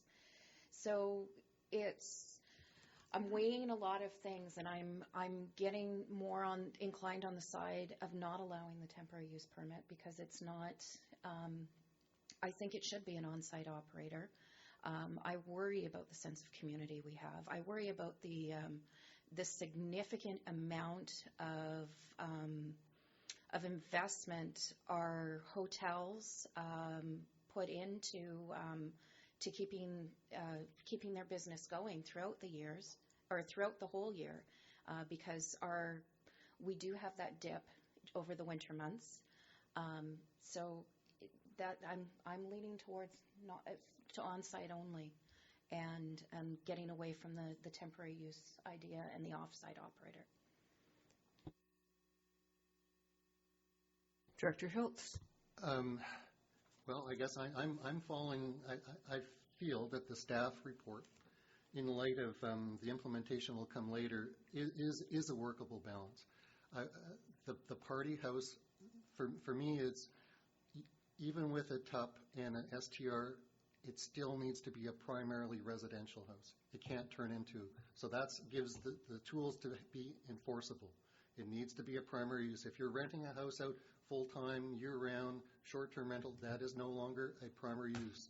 That's no longer an auxiliary use. It's becoming a primary use. So the focus on the primary use within the zones, I think, gives enough protection to prevent the party houses, which is typically where the problems are. And it does allow for the economic development. There's obviously people here who want this TUP option. And for me, the TUP is it steps in for the business licenses. Regional districts don't have business licenses. Municipalities do. The TUP is in that place. So the TUP allows a property to test it out, test it in the neighborhood, and if it is, the next step is to go to a rezoning, if they want to go to a larger scale. So I think staff has found a balance, and for me, it focuses on the primary use. If the auxiliary use becomes a primary use, they're in violation of the zoning. So that's for me is what allows it to work in my mind. Director Tice. So I'm not quite clear, because the TUP means that the one and only use that this house is being used for is to rent it out as a short-term rental. Otherwise, you'd have somebody that lives on site that could rent it out. So, to me, you're essentially saying this auxiliary, what should be an auxiliary use, is now the primary use, and that's what the TUP, to me, that's what that stands for. So, I'm not sure if I'm misunderstanding this. I just have a question for staff. So technically, if people are buying houses and using them full-time to rent out without an on-site, anyone living there, then they are already in violation of our bylaws, because essentially it's a commercial use in a residential area. So have we ever made any attempt to enforce that?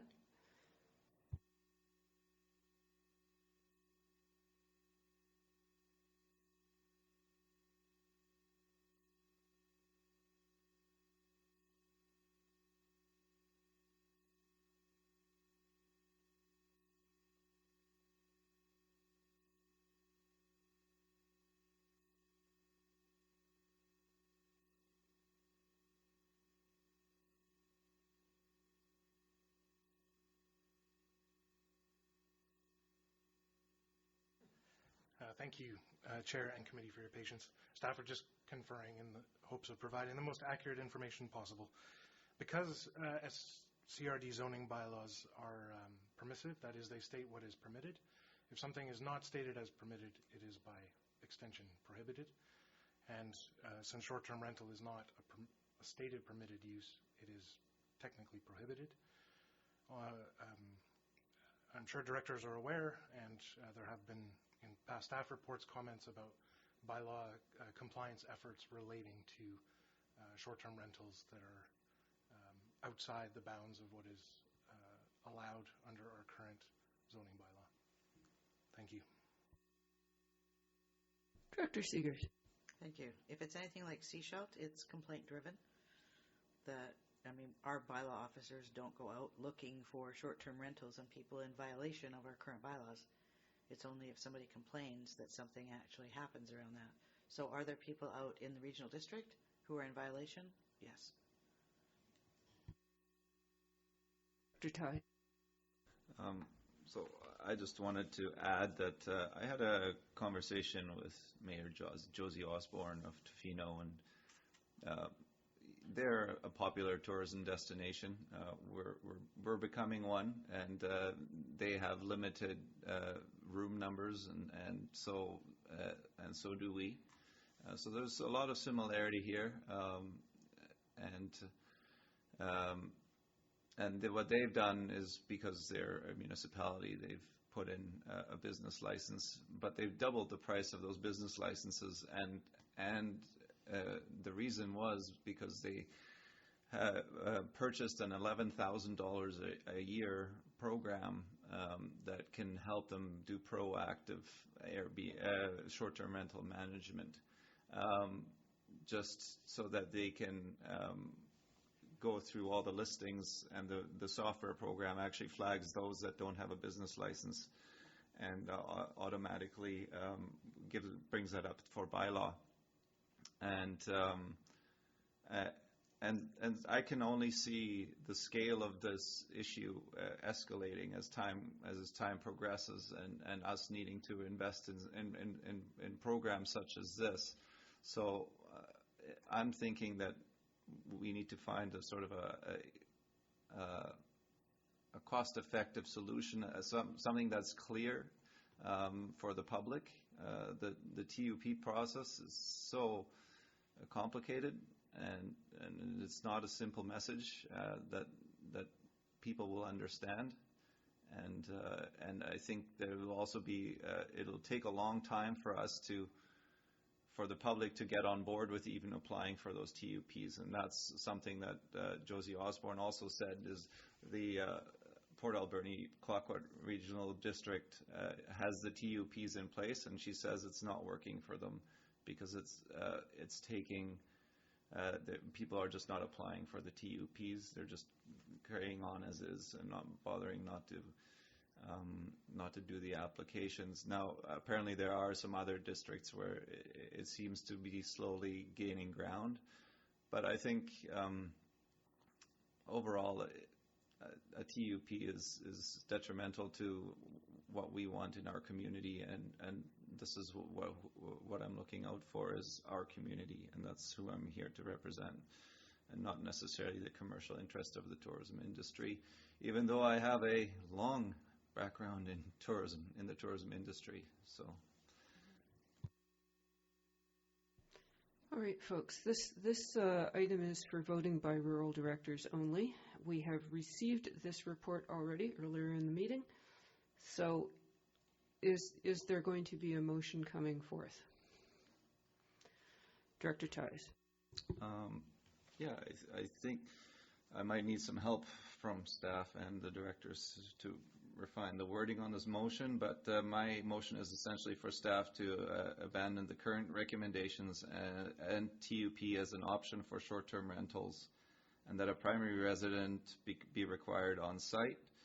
And I would assume that this would require another public hearing, so and that a new public hearing be scheduled for consideration. And I don't know if we need to go back to second hearing, or so that's kind of.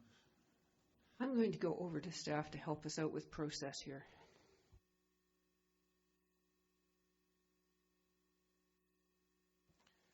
Thank you for the question, Chair. Staff would suggest that a motion that directs staff to achieve a particular amendment, i.e. removal of certain provisions or from the bylaw as drafted, and a new bylaw be brought forward would be sufficient. And staff would, as the planner noted, staff would consider whether a new public hearing would be required for an amended bylaw. Thank you. Is there a seconder to the motion? I'll second. All right, we have a second. Now we can discuss the motion at hand. Actually, we first need to know what the motion is. So how are we doing, Tracy? Perhaps we could get a little help from staff in formulating this motion.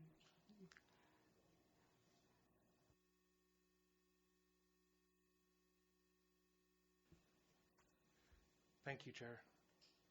In the interest of assisting the committee, staff would suggest a motion might be something like that staff be directed to prepare updated amendment bylaws reflecting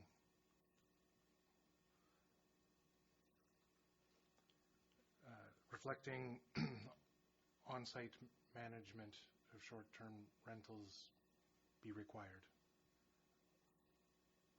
Thank you.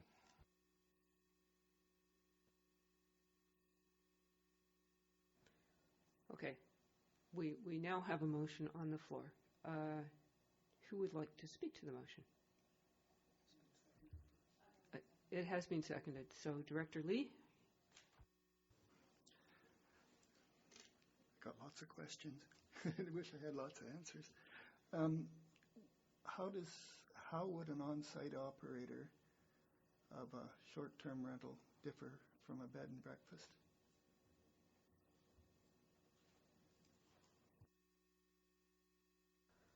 Over to staff.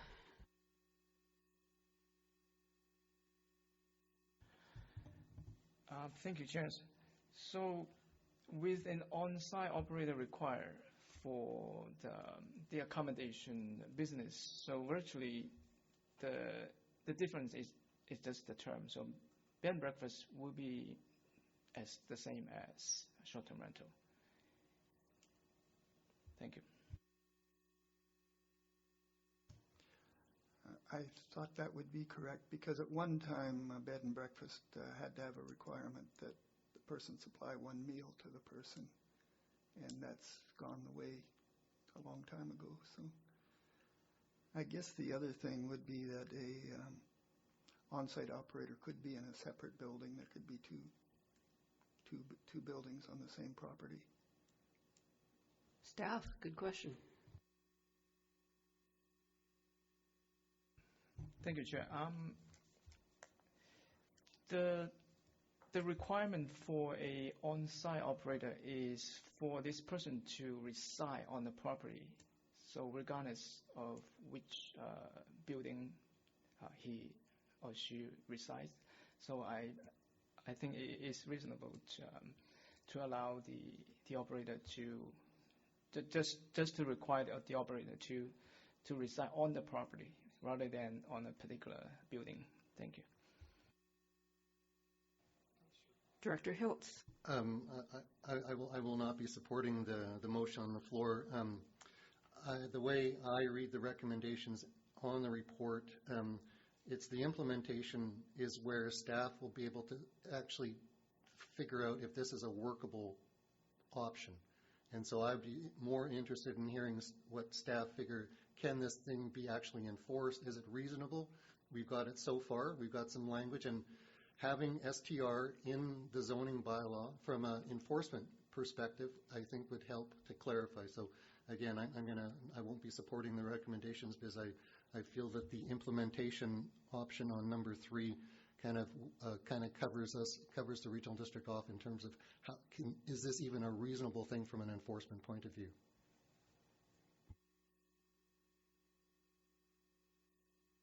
Director Lee. Told you I had lots of questions. I was confused on the principal and auxiliary operation. We have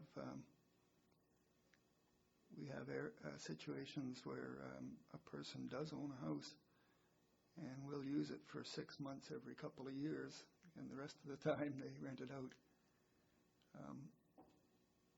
Would that principal use of that house, in my mind, is principal use of that house a residence? I don't know.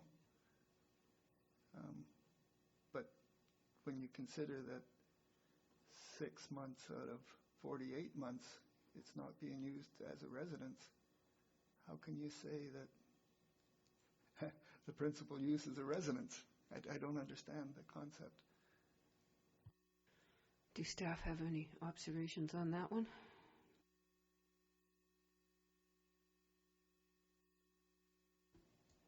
When they rent it out, is it short-term or long-term?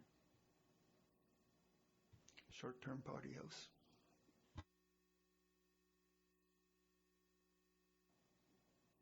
Do you want to take that, staff, or shall we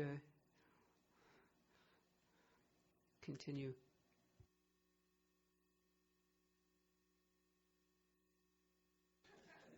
Thank you, Chair. The question that the Director raises is perhaps one that could be explored if criteria related to eligibility for a temporary use permit were considered, but staff would suggest that a reasonable interpretation of the scenario that the Director mentioned would be that that would be a change to the use. Thank you. I'm just going to raise, again, the issue of bylaw enforcement because I think that that's something that's on the radar of this board for perhaps this coming year, is to revisit our entire bylaw enforcement process and take a really good look at it. So I'm not prepared to put in this complicated TUP system until such time. Well, maybe not then, but I would like to feel more confident that I understand our bylaw enforcement process and that we have got it tuned up so that it actually works. Because right now I feel like the public have an expectation that we should enforce bylaws, but in fact much of it is unenforceable. So, all right, Director Hiltz. I'm just going to comment on Director Lee. Ultimately, it's only the courts, I think, that can determine whether a property, if it goes to bylaw enforcement, it's only the courts that would actually determine if it's a principal residence. So they're the people who actually make judgments. So that would be my assessment of if it goes as far as it does. If it becomes an enforcement issue and it goes to court, it'll be a judge that decides whether it's a primary residence or not. And I'm going to add to my previous comment that right now what we have is a reactive bylaw enforcement system. So it's complaint driven. What Director Ties was talking about in Tofino is a proactive enforcement system. And those are two different things. And we have not really sat down again and looked at our bylaws and how this would work. I guess I'm speaking in favor of the motion. And I'm going to ask if anybody has anything further to say, or Director Lee. I was wondering if the recommendations are in the wrong order. Perhaps if we understood all the relevant bylaw amendments, we could then make a decision whether to go to third reading or not.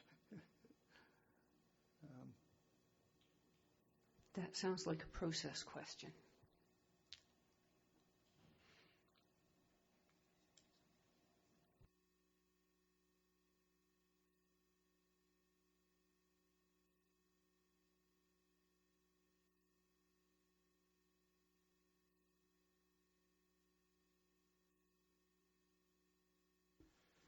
Thank you, Chair. From time to time in bringing forward bylaw amendments, be they application-driven or to our own policies, a condition is placed in relation to final adoption to ensure that all necessary work is completed before a bylaw comes into force. And that's the approach that has been taken here, acknowledging that it will require a fair amount of staff time to work out the items that are referenced in recommendation number 3. An option that the committee may consider would be not to proceed to third reading, but instead to direct staff to complete the work identified in recommendation number 3 and to bring it back for committee consideration before thinking about third reading. Thank you. Okay, I note that that is an option, although we have a motion on the floor, so we're not going to, we're going to deal with our motion at hand.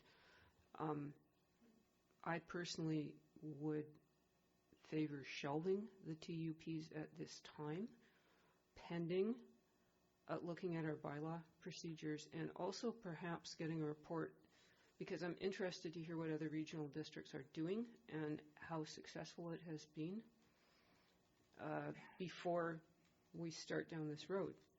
Because if it's not working somewhere else, what are the odds it's going to work here? Director Pratt. So I guess this would be a question to staff then.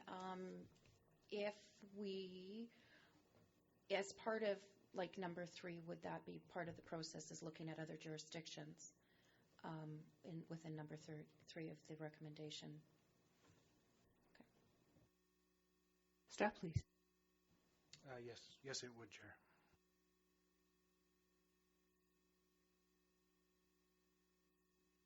I know everybody's on the edge of their seats, but I think I'm going to call the question. Tracy, could you read it back, please? Thank you. So the motion that's on the floor, or the part that... So I have notes that the staff be directed to amend the bylaw to reflect that on-site management be required to remain on the property.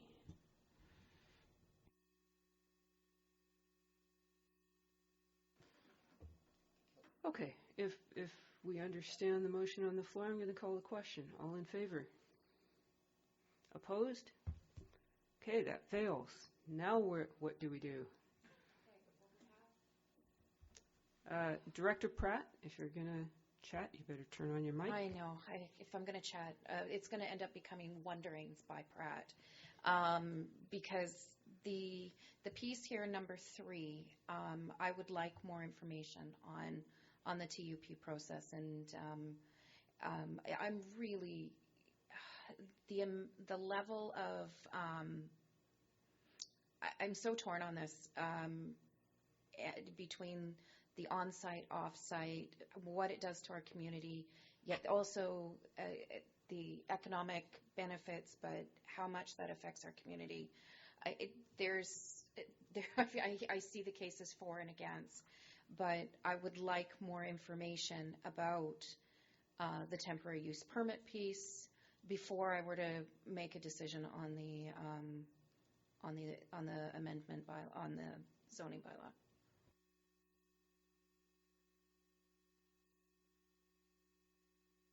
So what I think you are suggesting is that you want to move recommendations 1 and 3, but not 2?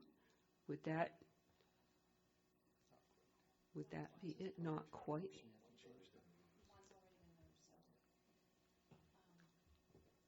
It's in response to what I've heard from Directors Hiltz and Director Lee. It's number 3 does take care of that question around TUP, and wanting to know more information about other potential. I'm concerned about bylaw enforcement. I really dislike the way this pits our community members, our neighbors, against one another. And as I've said, I mean, I've got like more than 80 within my jurisdiction, and there's some of them are problem, and some of them are party houses, and there's multiple on each street. And even if we were to not allow the TUP process, if we were to decide to go ahead and not have that, the enforcement either way is, we need to look at enforcement and bringing more enforcement in no matter what. Well, I'm wondering if we could take item 3, starting with staff bring forward for consideration an implementation plan for temporary use permits for short-term rental accommodations and other relevant bylaw amendments to facilitate such implementation. Would that cover us off here? No third reading in this. I'm just that one recommendation. Director Tighe. Would that include a review of the bylaw enforcement as part of that motion? So that's a question to staff. Well, personally, I don't think so. That's a whole other can of worms. Just 1 minute. I'm going to go to Director Seegers. Thank you. Just a question on the motion you're looking at putting forward. Do you want staff to bring forward the complete implementation plan, or the bylaws and implementation items that would need to be addressed in order to implement this? And I think, yes, implementation implications. That might be a better yes, because we don't need the entire plan if we are not going to go forward with the TUPs. But we certainly need to know the implications. Director Hiltz. Yeah, I think it's is TUP implementable and enforceable, I think, is kind of the question that we're trying to answer before we go beyond third reading. Director Pratt. And the reason for going to TUP is because we do not currently have a business bylaw within the regional district, which is certainly, it's another level that we could certainly look at, because it is something that is available provincially, that a mechanism that we could look at for future. We do, but it has further implications than that, because we all know in the rural areas how many people run businesses out of their home, myself included. And so whether I'm working from home or not, would I be, so there's a lot more implications, as not that we're looking at that piece right there, but that is something that maybe further down the line that we could look at as well. Director Lee. Yeah, I like the way you put the proposal, and the reason is that I think one of the things we have to get clear in our mind is what is the definition of a residence. I know we allow businesses out of residence, but it's very clear it's a resident, and the business is auxiliary. People live there. They just happen to work there. I'm struggling with, as Director McMahon said, are we allowing thousands of mini hotels here? And it sure seems to me like we are. And I'm not sure we want mini hotels in our residential area. So need to understand the definition before I go forward. Director Seegers? Thank you. Another conversation I've heard around here is the impact on bylaw, and I don't know if that's incorporated into your motion. Do you think you can shoehorn that in somehow? I'm just going to ask Tracy for a miracle here.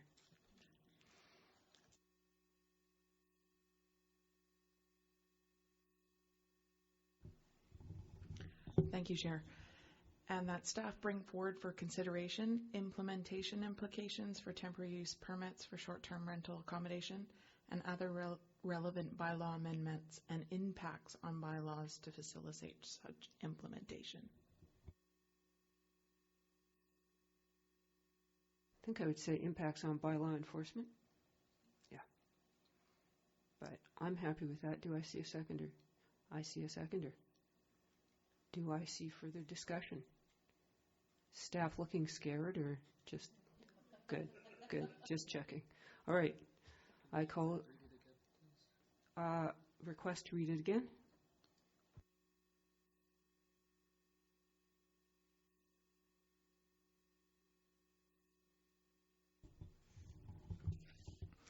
And that staff bring forward for consideration implementation implications for temporary use permits for short-term rental accommodation and other relevant bylaw amendments and impacts on bylaw enforcement. Good. I'm going to call the question. All in favor? Any opposed? One opposed? Would you like that recorded? Okay. Wow, we got through that one. I don't think we... Director Pratt. Process question. So does staff need anything around the bylaw, the actual reading piece? Do we need anything at this time, or is it okay to just poke a pin in it like that? Staff, please. Thank you, Chair. No further action is required with regard to the other recommendations here. Thank you. Director Pratt. Okay, so then a further clarification for directors, because we have had public hearing on this. We have not had third reading on this. We are still not able to accept any brand new information on this.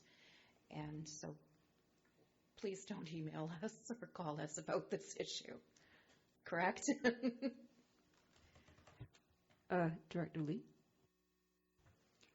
Any timeline for her to get back to us? Can we have an expected time? Over to staff.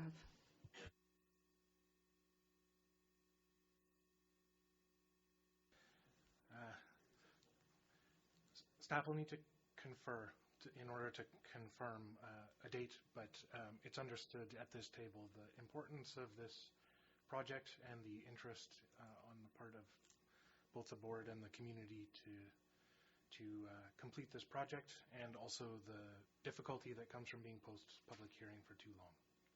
Thank you. I just have one more too. And does this have implications for the timeline of the whole bylaw 310? I'm sure it does.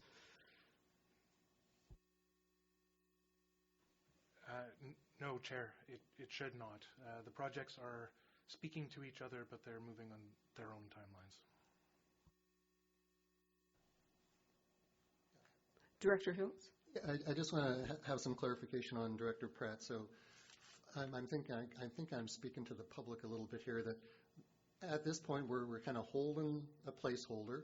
So no lobbying, no phone calls to staff, you can talk amongst yourself, but don't involve the people who are making decisions or writing the report? Is that kind of where we're drawing the lines?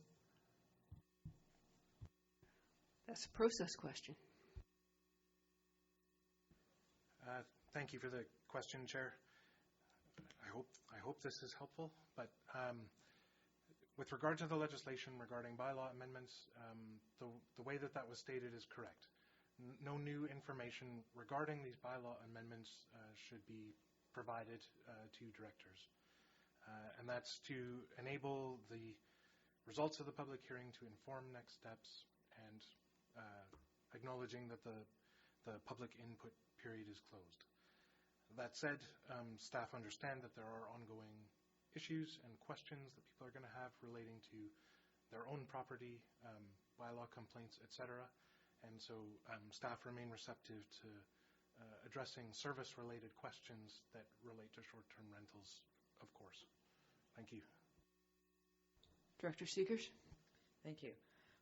I think staff should also give some thought to what the implications could be for potential requirements for a new public hearing, depending on what happens when that information comes back to the board.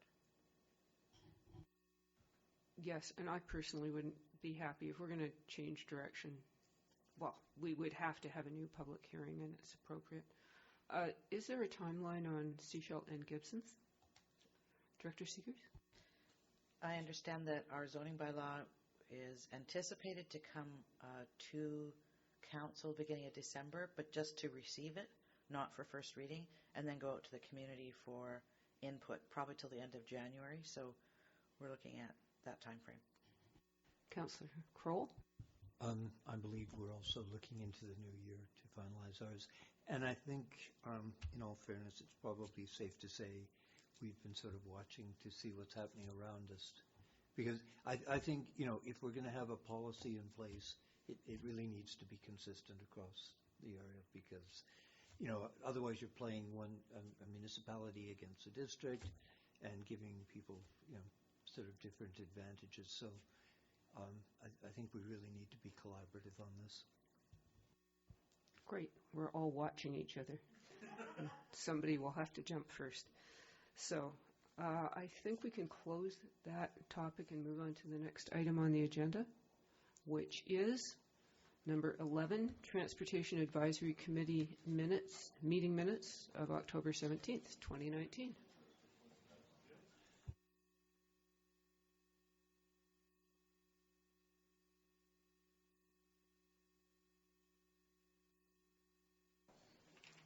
Okay.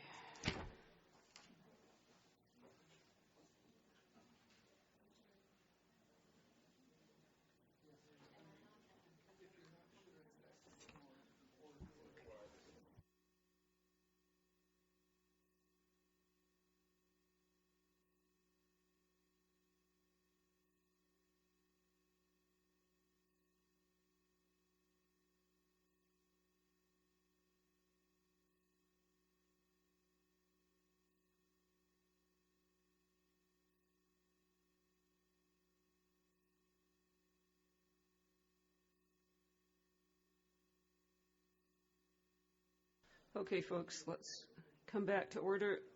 Transportation Advisory Committee minutes, there are recommendations therein. There is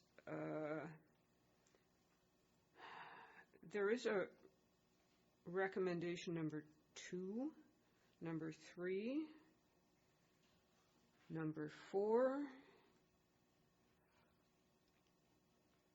number 5.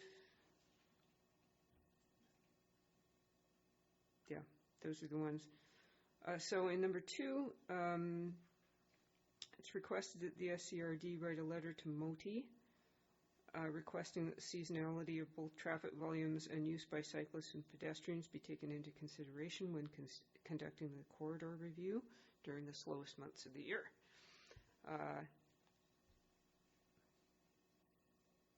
Director Seegers. I'd just say adopt all of these. Okay, is there anybody who would like to pull out one of these recommendations? Director Hills. Yeah, poll number 5, please. Okay. Anyone else? Are we good? All right. Can we pass recommendations 1 through 6 exclusive of 5? I see a motion. I see a second. All in favor? Good. Number 5, please. Yeah, thanks, Chair. It was about the transit-related issues, I believe, is what the infrastructure quarterly report was to pull out and move to TAC rather than the whole report. I think that was the intent. The recommendation says transportation-related items. The logic here is that there is a quarterly infrastructure report. It usually includes transit. It might include other transportation-related items, and it's easy enough to send it to TAC. Okay. So, all right. I'll move that recommendation. Number 5 is moved. Seconded. All in favor? Good. Done. Next. Director Pratt. Just a note that the BC Transit is actually attending on December 3rd, 2019 at a special infrastructure services meeting, not on November 28th.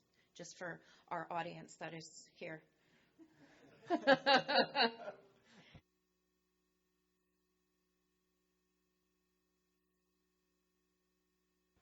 Lovely. The next is our PMAC minutes. We're receiving them. Is there anything we have to? I don't think we have to action anything here, do we? Over to staff.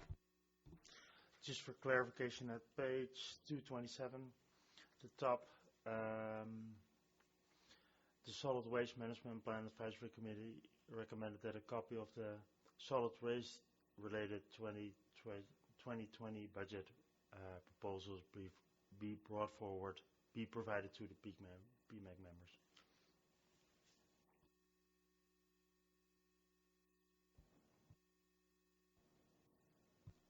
Okay. With that amendment, can we move the recommendations? I see. Okay, all in favor? Good. We're done. Next. Any comments on the Old Growth Strategic Review? Director Seegers. For a motion to receive all the correspondence. Seconded. All in favor? Okay, correspondence is received. Anything arising from the correspondence? Director Seegers. Thank you. In the first letter on page 228, it indicates that they will be in Vancouver/Sunshine Coast December 4th through 6th. That is our budget days. So we will need to figure out somewhere else to go. 18th and 21st, which is today in Vancouver. December 12th, 13th, Vancouver, Victoria, potentially there, or the 16th. I think we should have input. It's obviously important to the Sunshine Coast. Director Hills. Do we actually know which of the 4, 5, and 6 is on the Sunshine Coast yet, or is it just as? So we need someone to find out? Right, perhaps we could get staff to follow up and send us a schedule, because if it takes place in the evening, then we're fine. So it'd be good to know. Thank you. Well, yeah, all right. Director Hills. And I'd be interested in referring correspondence in Annex K to the NRAC committee for feedback. Sure, we can do that. It will be a while before they get it. But yeah, it's open until January 31st. Oh, yeah. right, yes, of course. Okay, motion? That's a motion? Sure. Seconded? All in favor? Yay. Nice letter from Minister Trevena. Director, I'm starting to lose it here. Director Seegers. Thank you. I just wanted to go back to number 13. With regards to that meeting, I'd like to put forward a motion that whoever attends as directors gets paid for their attendance. And I don't know what the verbiage has to be. Per diem and I don't know what look to our corporate officer. Staff, please. Thank you, Chair. We would add that remuneration be provided to the director authorized to attend the meeting. Beautiful. Is that moved? Seconded? Director Seegers. I don't agree with that with a director. There may be more than one because it impacts more than one area here. You might have 3 or 4 of you that'd like to go to that, and I think it's important that you attend. Okay, we'll say directors that attend. Okay. Okay. Moved? Seconded? All in favor? Thank you very much. Now can we go to the nice letter? I have already forwarded this letter to the Wood Creek Park Neighborhood Association and the Elphinstone Community Association and the Poplars Tenants Association, and they are very pleased that Minister Trevena has noticed them. Director Pratt. I'd just like to recommend that we send a thank you letter for the lovely letter, and that we also connect with Elena Farmer, who's the Associate Director, District Manager, as indicated in the letter regarding the Wood Creek and Ocean View Drive issue. And then, was there something else? And then also in the letter to Minister Trevena, saying thank you. Also thank her for the Marine Highway visioning exercise that she was up here for, as well as for the meetings that we had at UBCM. As just a follow-up. So, and a hug, is that what you said? No, I'll draw the line there. But maybe I'll send her cookies. That was a motion. Do we have it?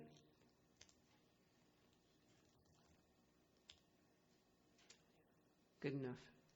Good enough for government work? Yes. Seconded? All in favor? Thank you very much. And Ginger snaps? Oh, sorry. We are down to the Seashelt Liquid Waste Management Plan Stage 2 updates letter. Anything from Seashelt on that? We don't know the scope of this yet. We are looking to put together the steering committee and the technical advisory committee and are looking for input from the regional district, given that we handle actually a lot of the waste from the regional district, and we would like your input. Excellent. I assume that's going to include Dusty Road, right? Yes. Yeah, that's significant, just to remind the rural directors that all the septage pumped from the rural areas goes to Dusty Road. So we need to care. Director Schultz.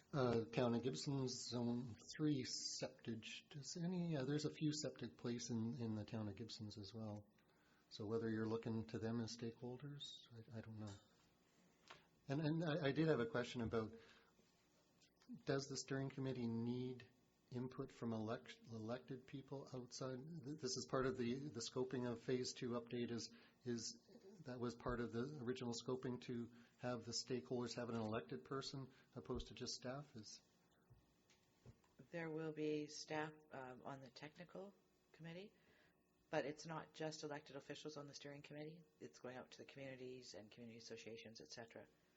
So you're rolling in the public advisory aspect of that into the steering committee then? Yes, it's so required as part of the process. But not as separate committees. Sometimes there's 3 committees, public, steering, and technical, but you're putting the public and steering in one? The province, in reviewing what we currently have on our books, indicated we could do a steering committee and a technical committee. Okay. Director Ties? I'd be volunteering to be on that steering committee. Bravo. Okay. I don't think we need a motion for that, do we? Or are we going to? We have to appoint someone. All right. I'll second his appointment. All in favor? Nobody else rushing forward? Well, that's a good start. Staff member, do we need to pass that here? No. All right. Fine. Okay. We are now down to new business. We have a motion. Director Theis, what's your motion?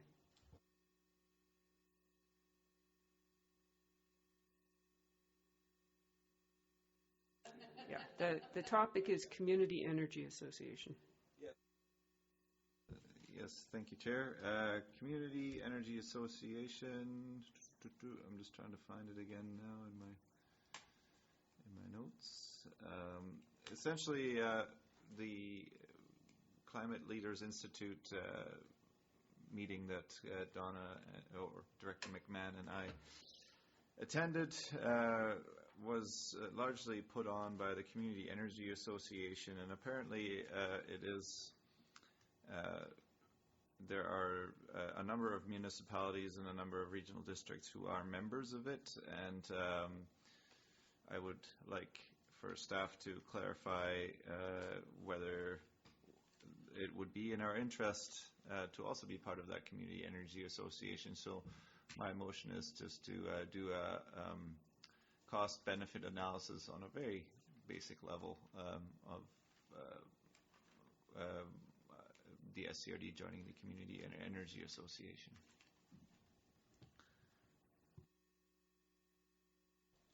Cost-benefit analysis on joining Community Energy Association. Okay, moved. Seconded? I'll second that. Everyone, because it's the SCRD being a member. So all in favor? Any opposed? No? Good? Excellent. All right. We have survived to this point. We now have the public question period. Do we have any questions from the media to start? Or the public?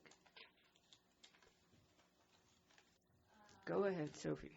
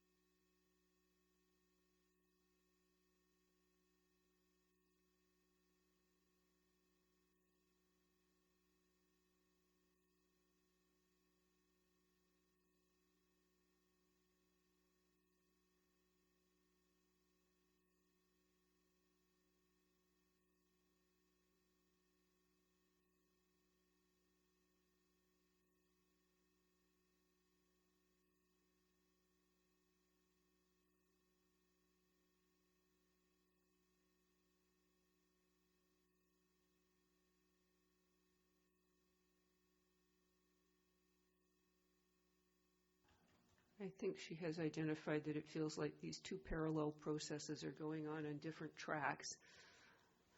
Over to staff.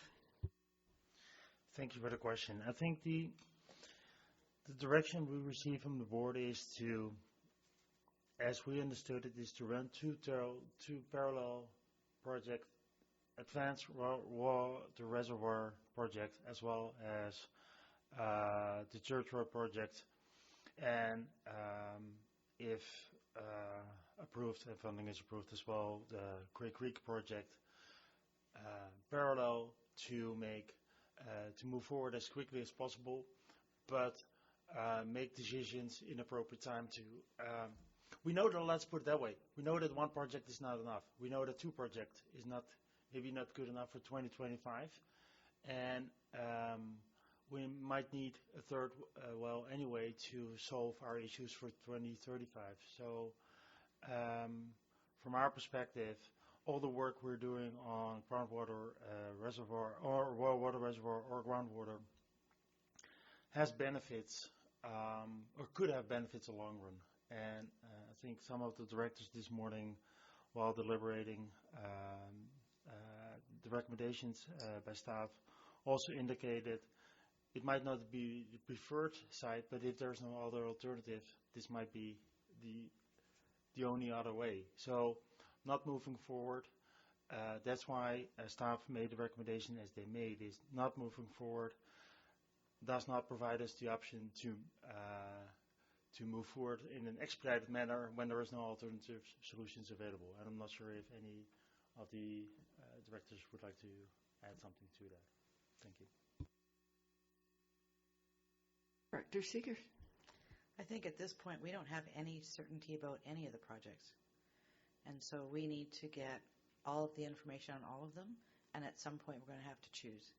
It might be all of them, it might be one or two, but unless we have all the information, we won't be able to be informed well enough to make those decisions. Connie, are you good?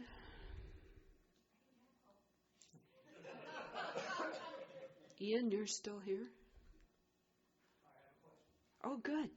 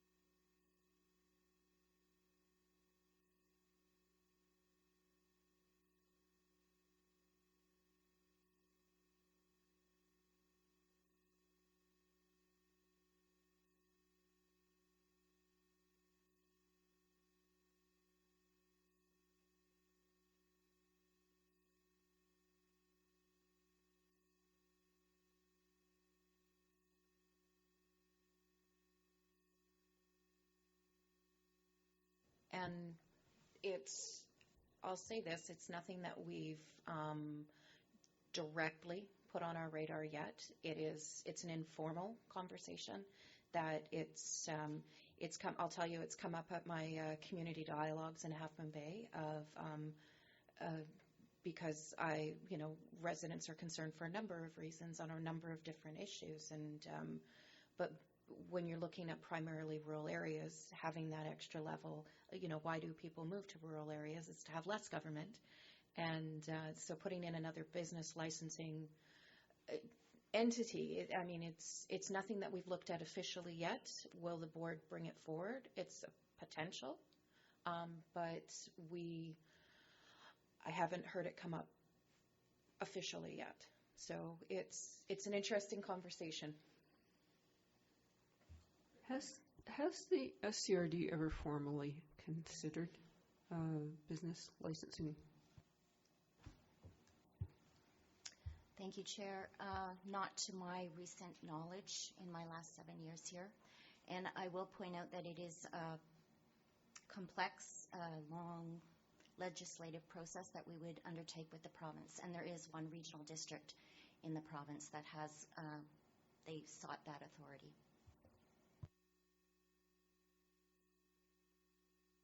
I think we're good.